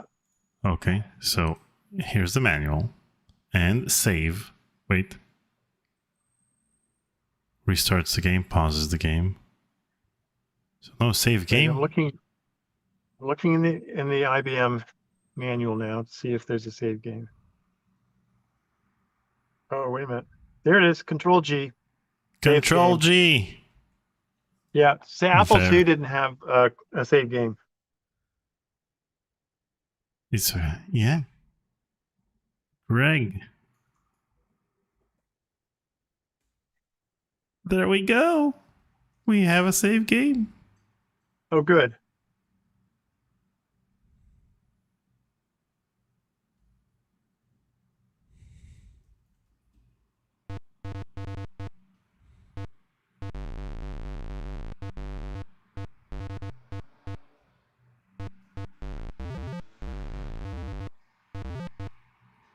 All right. I'm not seeing the game at this point. I'm just seeing the manual. Yeah.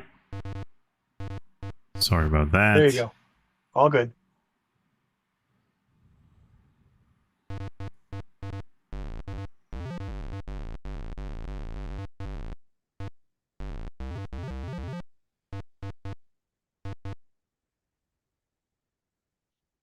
More bombs, please.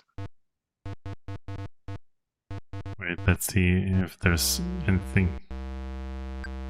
Yeah. Oh, well done. Yeah, that's definitely one of the more challenging parts of the game is using the machine guns to eliminate the enemy soldiers. Oh wow, just nabbed that last cable. That was well done. You're really getting the hang of it now. Mm-hmm. Took me a while, but here we are. That's the thing. It's like if you spend some time with this game, and I can't speak to the keyboard because I never played it that way, but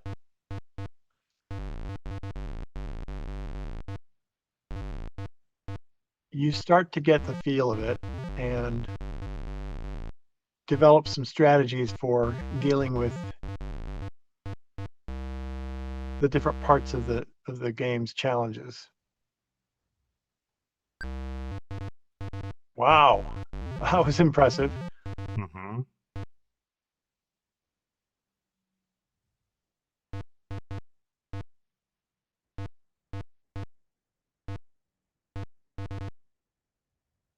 So we gotta what bomb that machine gun and then get the one or two guys that run out of it.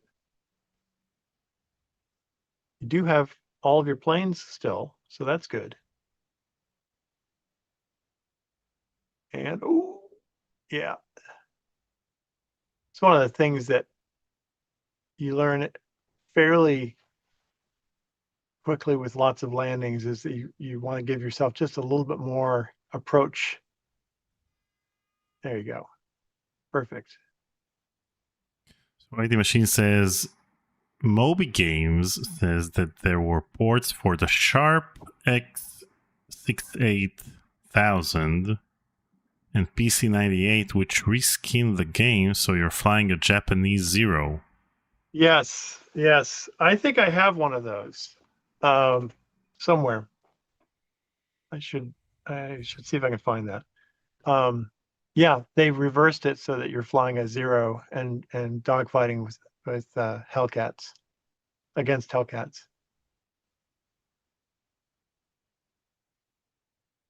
And from what I understand, it was actually a fairly popular game for its time over there as well. So, all right, There we we go. have one soldier.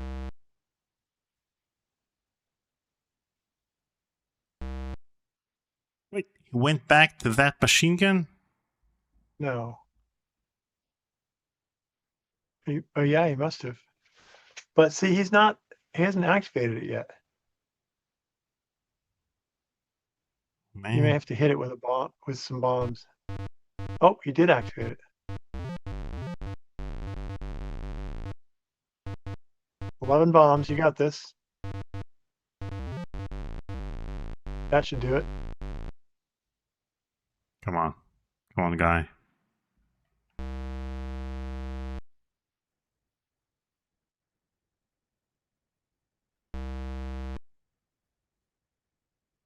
Okay, so since I'm shooting the ground, he's running in the other Yeah, direction. Oh yeah, man. yeah. No, no, no. Went back in. Ah! Uh, See, it's little details like that. It's like, oh, they're shooting at me that way. I better turn around and go the other way. I love that. Man, this game is awesome. I oh, that's close. I am so glad that you are enjoying it, that you have enjoyed it.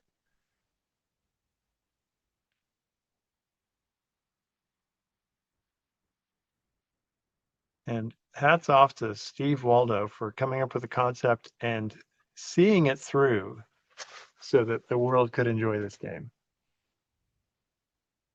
I still need to know if the game was considered a success.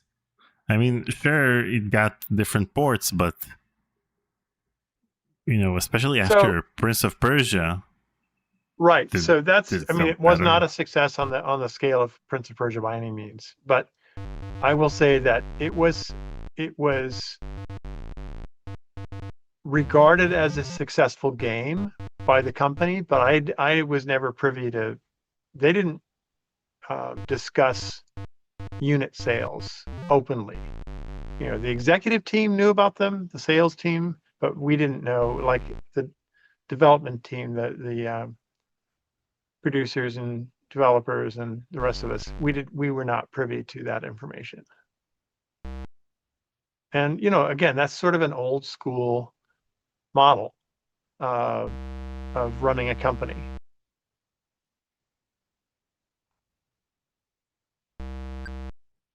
Yes, you did it. Wait, Hey, where's the finish? Where's yeah. the banner? What did I miss? Wait, are you on level 2? No, I There's not a restarted the second game. island, right? How many machine gun nests were there? 2? Yeah, 2. Just 2. Bug? We found the bug. We found the 37-year-old bug. Maybe, yeah.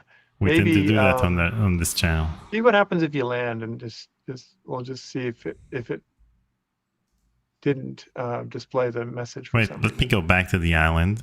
Let's see if anyone. You got. Whoa! Oh, Whoa! oh, that's why. See, that's the torpedo, and that flash of red is the torpedo hitting your carrier.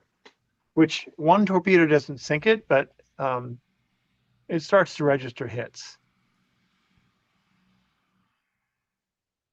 I don't remember how many torpedoes it takes to sink the carrier, maybe 3.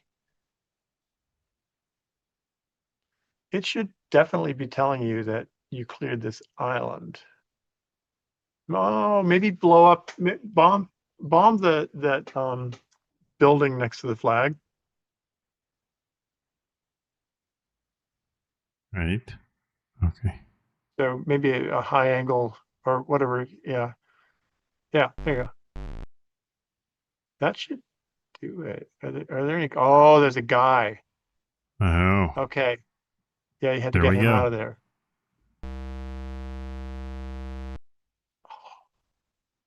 Come on. Yes, there you go. Oh snap! Not a bug, a feature.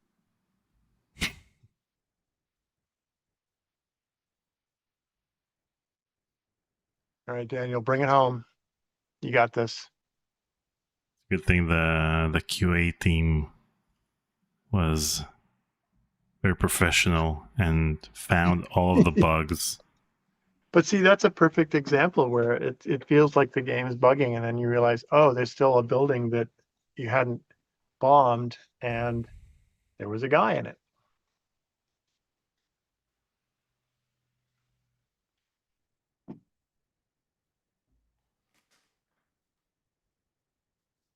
All right. Okay. So now I know there's an island in a normal position like the one you've already been doing. It has 3 machine guns on it and a lot of soldiers. I don't remember where the other island is. It's either on the other side of this one to the left, or it's on the other side of the carrier.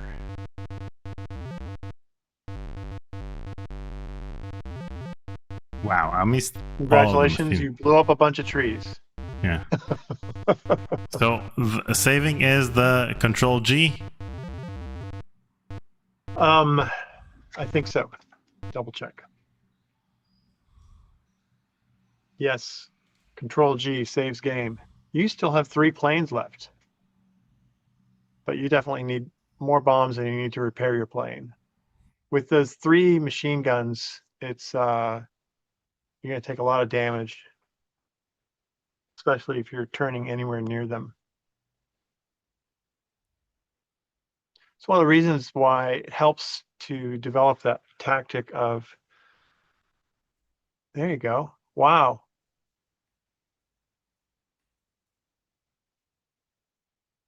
Nice.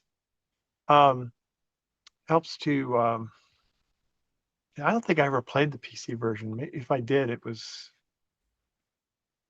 because Lori Borovac, who was another product manager at Rotorbund, she was the one who took the PC version to release. I don't think I worked on it.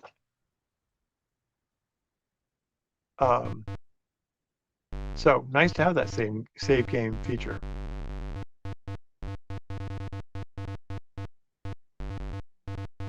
But yeah, if you can do like avoid that turning over machine guns, And if you can do high angle dive bombing attacks on machine guns, wow. Um, you'll keep your plane in much better condition for longer because they won't be able to hit you. One bomb.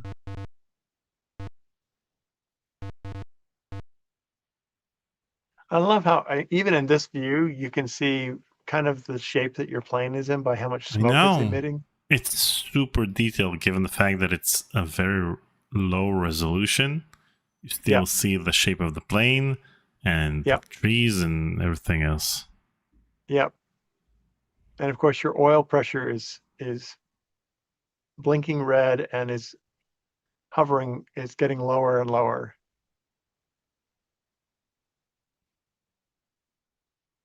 Oh, yes. Well done.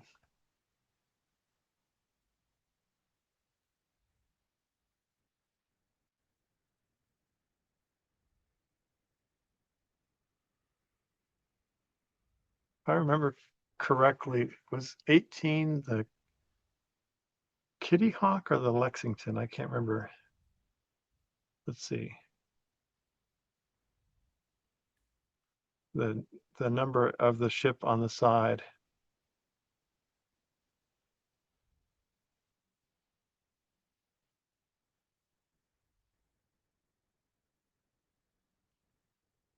Oh, it was the Wasp, CV-18.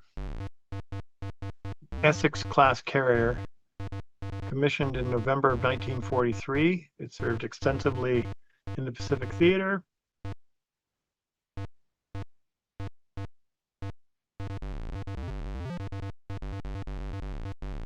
How? Oh no! Oh man, those machine guns are laying into you.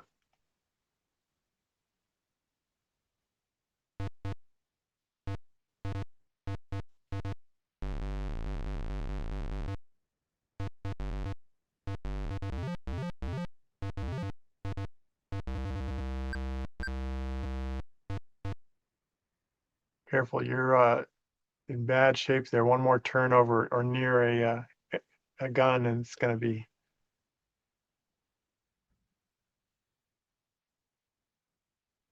too much for that plane.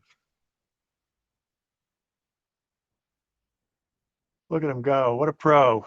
Mm-hmm.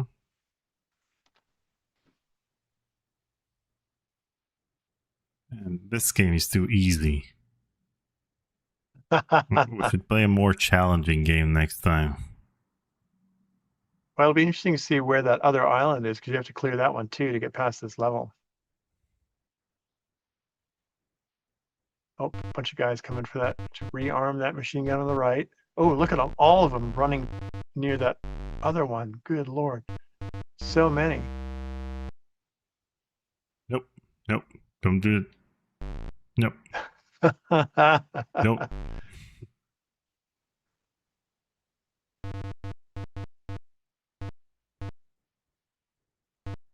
Wait, so they all went into the machine gun?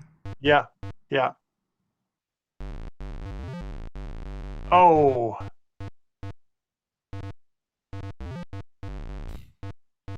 some of these guys are ridiculously lucky.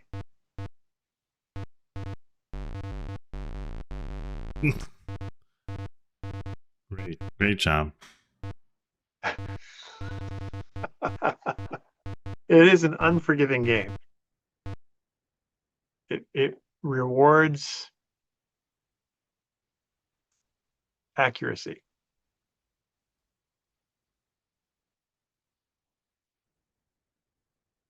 Wow. You that third cable, you're routinely getting that one. Mm-hmm.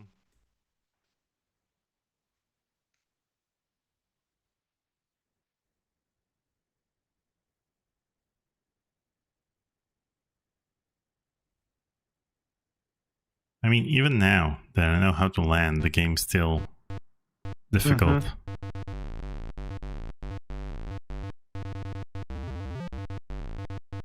Well, I'm impressed that you were able to knock out that machine gun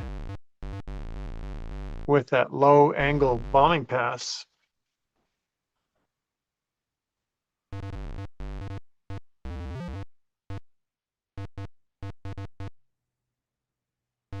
Oh, you're out of bombs.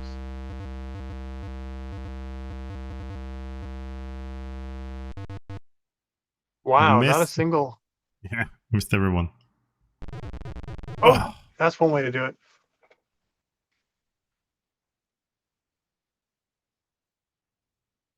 I'm gonna clear this island. And then this island's Well, now you gonna have a clear save me. game point that you can get back into and not have to play the first level again. I would be curious to see if you start at a higher rank, what you think of the game at that. I mean, you've got some of the mechanics you've got down now. You know, Okay, let's landing. restart. You know what? Let's restart the game. Oh, Captain. look at him go.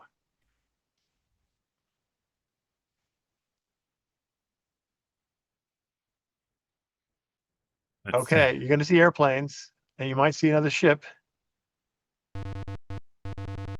and more. Those are reinforced Machine guns. machine gun. Yeah, yeah. When they're concrete reinforced, they I think they also do more damage. Wait, so I need a torpedo for these guys? No, maybe rockets, but if you get a few bombs on them, I think you can blow them up.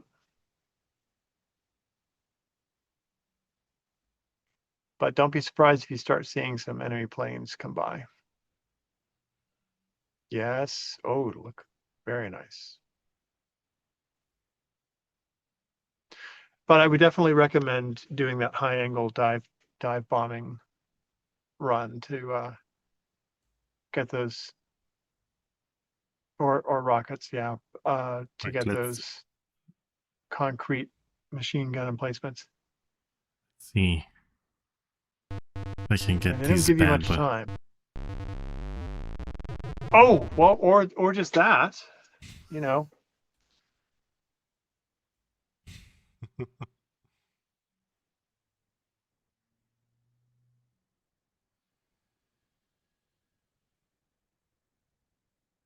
If you get to a certain height, you may have to turn around and come back at this one, but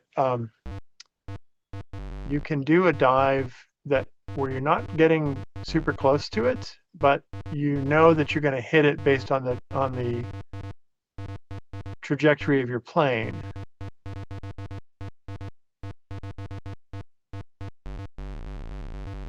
Well, that one you got. Nicely done. How many of us right now are watching a total of 100 pixels on the screen representing an airplane and a terrain?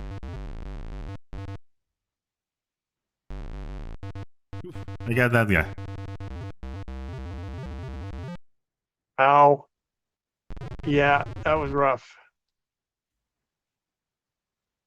The game definitely cranks up to be much more difficult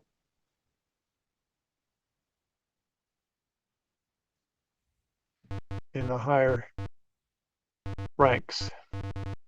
Wait, do we have another island here? On Probably, the yeah. others. There could be a series of them. Might be a ship too. Yep, another island. Oh, that was good.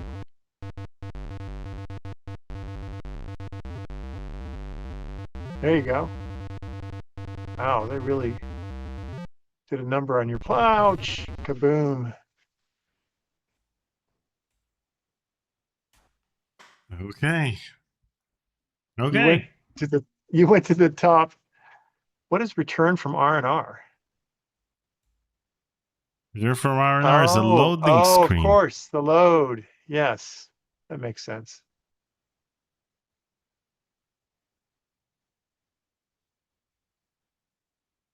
See if I can clear out level 2.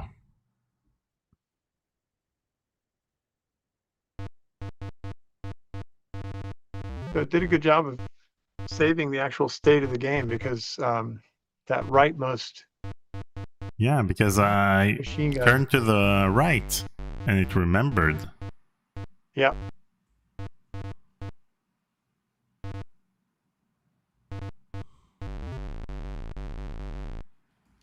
Okay. Oh boy.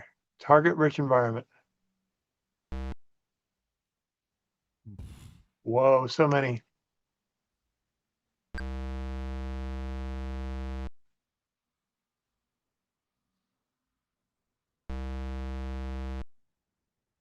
So What? many, and yet I missed each and every one of them.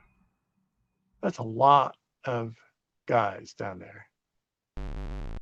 That's one way to do it. And yet again. Interesting that they don't.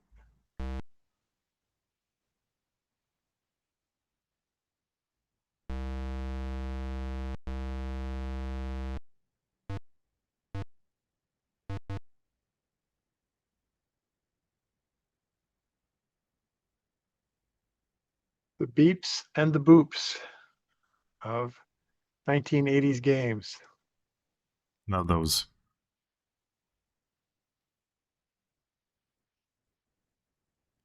So anyway, we reached the 2 hour mark. And so after I hopefully clear this level, we're gonna call it a day. But in the meantime, you want us to decide what our next game will be? Oh wow. I have to give that one some thought. It's a good question. You had suggested maybe Secret of Monkey Island? Or secret weapons with the Luftwaffe. yeah. Luftwaffe. Both secrets. Yes, so many secrets. It was a very secretive time.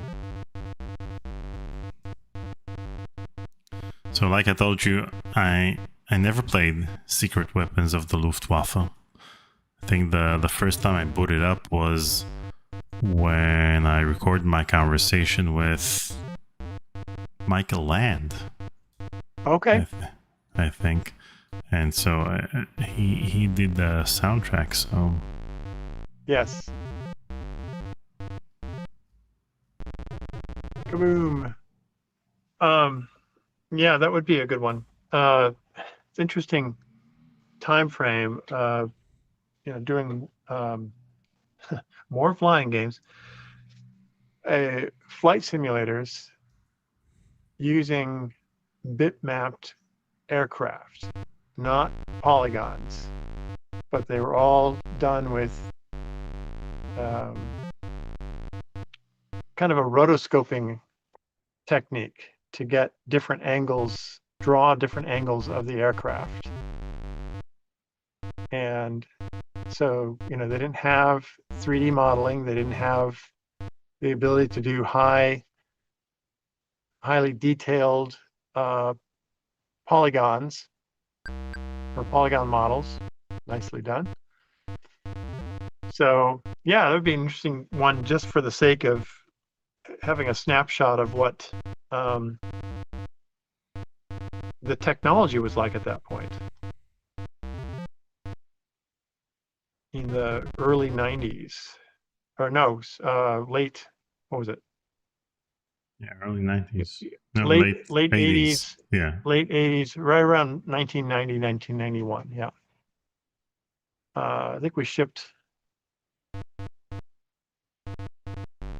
the original Secret Weapons of the Luftwaffe in 1990, and then we did a series of add-on airplane and mission packs in 1991.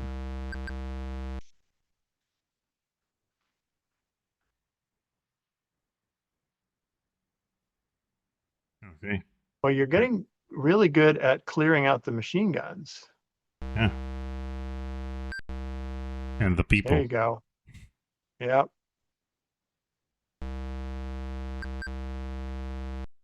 Nicely done.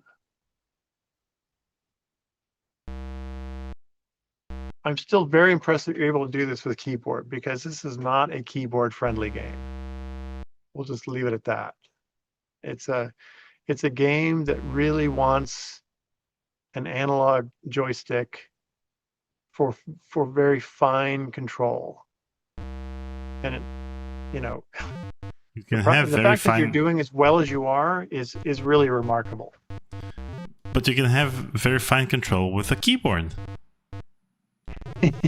Well, like so. yes, but it's digital, it's binary, right? It's like you're either pressing the key or you're not. Very impressive. Well played, Daniel. Well played yourself. Thank you for producing another magnificent game, and you know, the sense of accomplishment I got today is amazing. I waited 37 years to finally be able to land on that carrier, and now I know there's a button. You just hit the stall button and you land.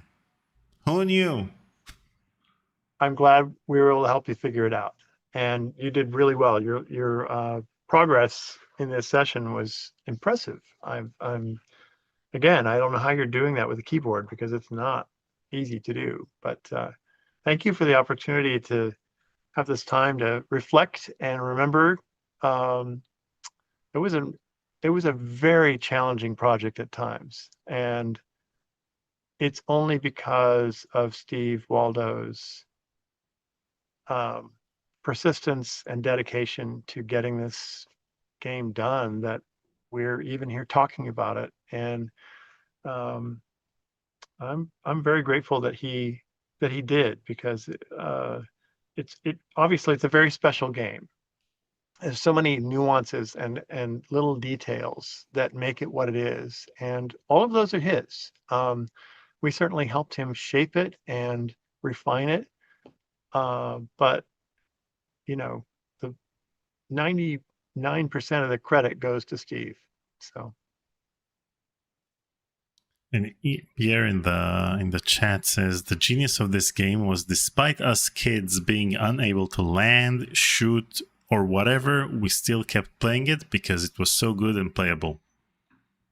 yeah, and that's the hallmark, I think, of a game that has that attention to detail where it matters. Is that you know that there's something there, and if you keep trying, you'll get better and better, and it rewards that persistence. So I love that. I love that about especially older games. And I am working on a game slowly but surely that I'm hoping gets back to that same feeling of exploring things and trying things and rewarding the player for despite the fact that they're given very little in the way of guidance, there's a huge reward and a process of discovery.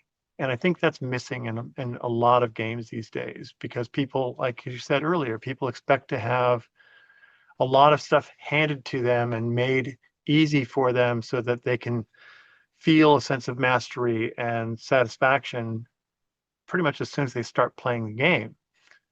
I kind of feel like we're giving too much to people at this point, and I feel like we need to be getting back to, or I would love to get back to a point where it's like, you know what, there's nothing guaranteed in this game, and you have to figure it out. Yeah. And in our conversation in late 2024, you said that you had a playable demo. So what's the current status of the game? I still have a playable version of the game. It's not ready for distribution. Like, I couldn't hand it to you at this moment, but I have not worked on it consistently since that time. So it's one of these things I pick up occasionally and work on it. And I'm entering a phase like that now again. So, anytime I have a chance to talk to you, I get inspired to get back to it and see what I can do. So let's talk on a daily basis, and the game will be ready by, late 2026. I love that. It's a deal. We can also have, coding sessions. We could write code together. That would be fun.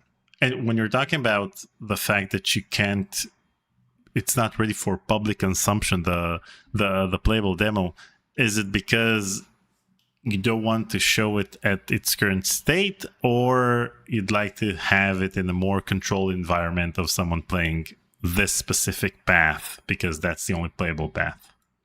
It needs a more complete sense of a play loop, a gameplay loop, and feedback for the player.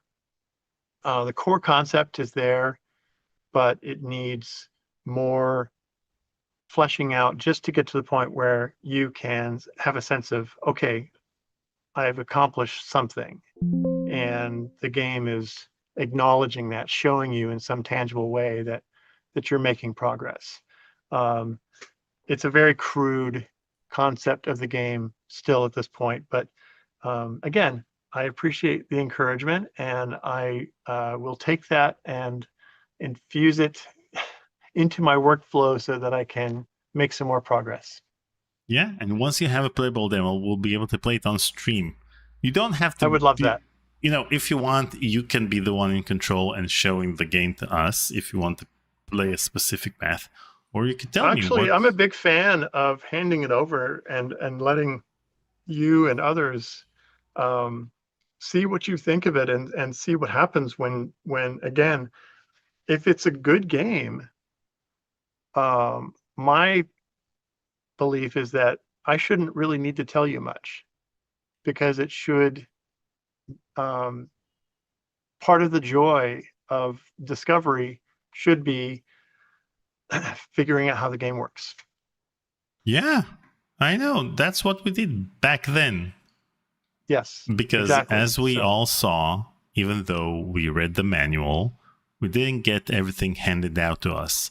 And you're talking about the manual. This isn't a tutorial or an easy level. The manual should tell you what to do exactly to complete the levels, to whatever. But it doesn't. It gives you a general sense of what needs to be done. And part of the fun is the exploration around finding things like the keyboard keys and your goal in the game. Well, I'm glad that you educated me as to the fact that there is a save game feature in the PC version of the game, because I honestly don't have any memory of that, but that's a good feature. It wasn't there in the Apple II, so. Yeah, but it makes things easier for the PC gamers. It does. Oh yeah, no, it's definitely a needed improvement. I mean, a real 80s game kills you the moment you fail 3 times and restarts the game. That's how you get better. Yes. So anyway, thank you, Greg, for joining me once again. It was a real pleasure. Thank you once again for working on this game and producing these magnificent games. And, you know, once you're up for playing more of your games, we have a full list. We have, you know, you're credited on playtesting Night Shift and producing The Secret of Monkey Island, and we got the secret weapons of the Luftwaffe that we talked about. We got you have the Friends of Indy credit on Indiana Jones and the Fate of Atlantis, X-Wing versus TIE Fighter, additional mission building. You got tons of credits. So just choose the game and we'll play it on stream. Sounds good. Thank you, Daniel. This has been so much fun for me, and thanks for the invite, and I look forward to the next time we can do this. Me too. So have a great rest of your day. And likewise. Bye. Bye.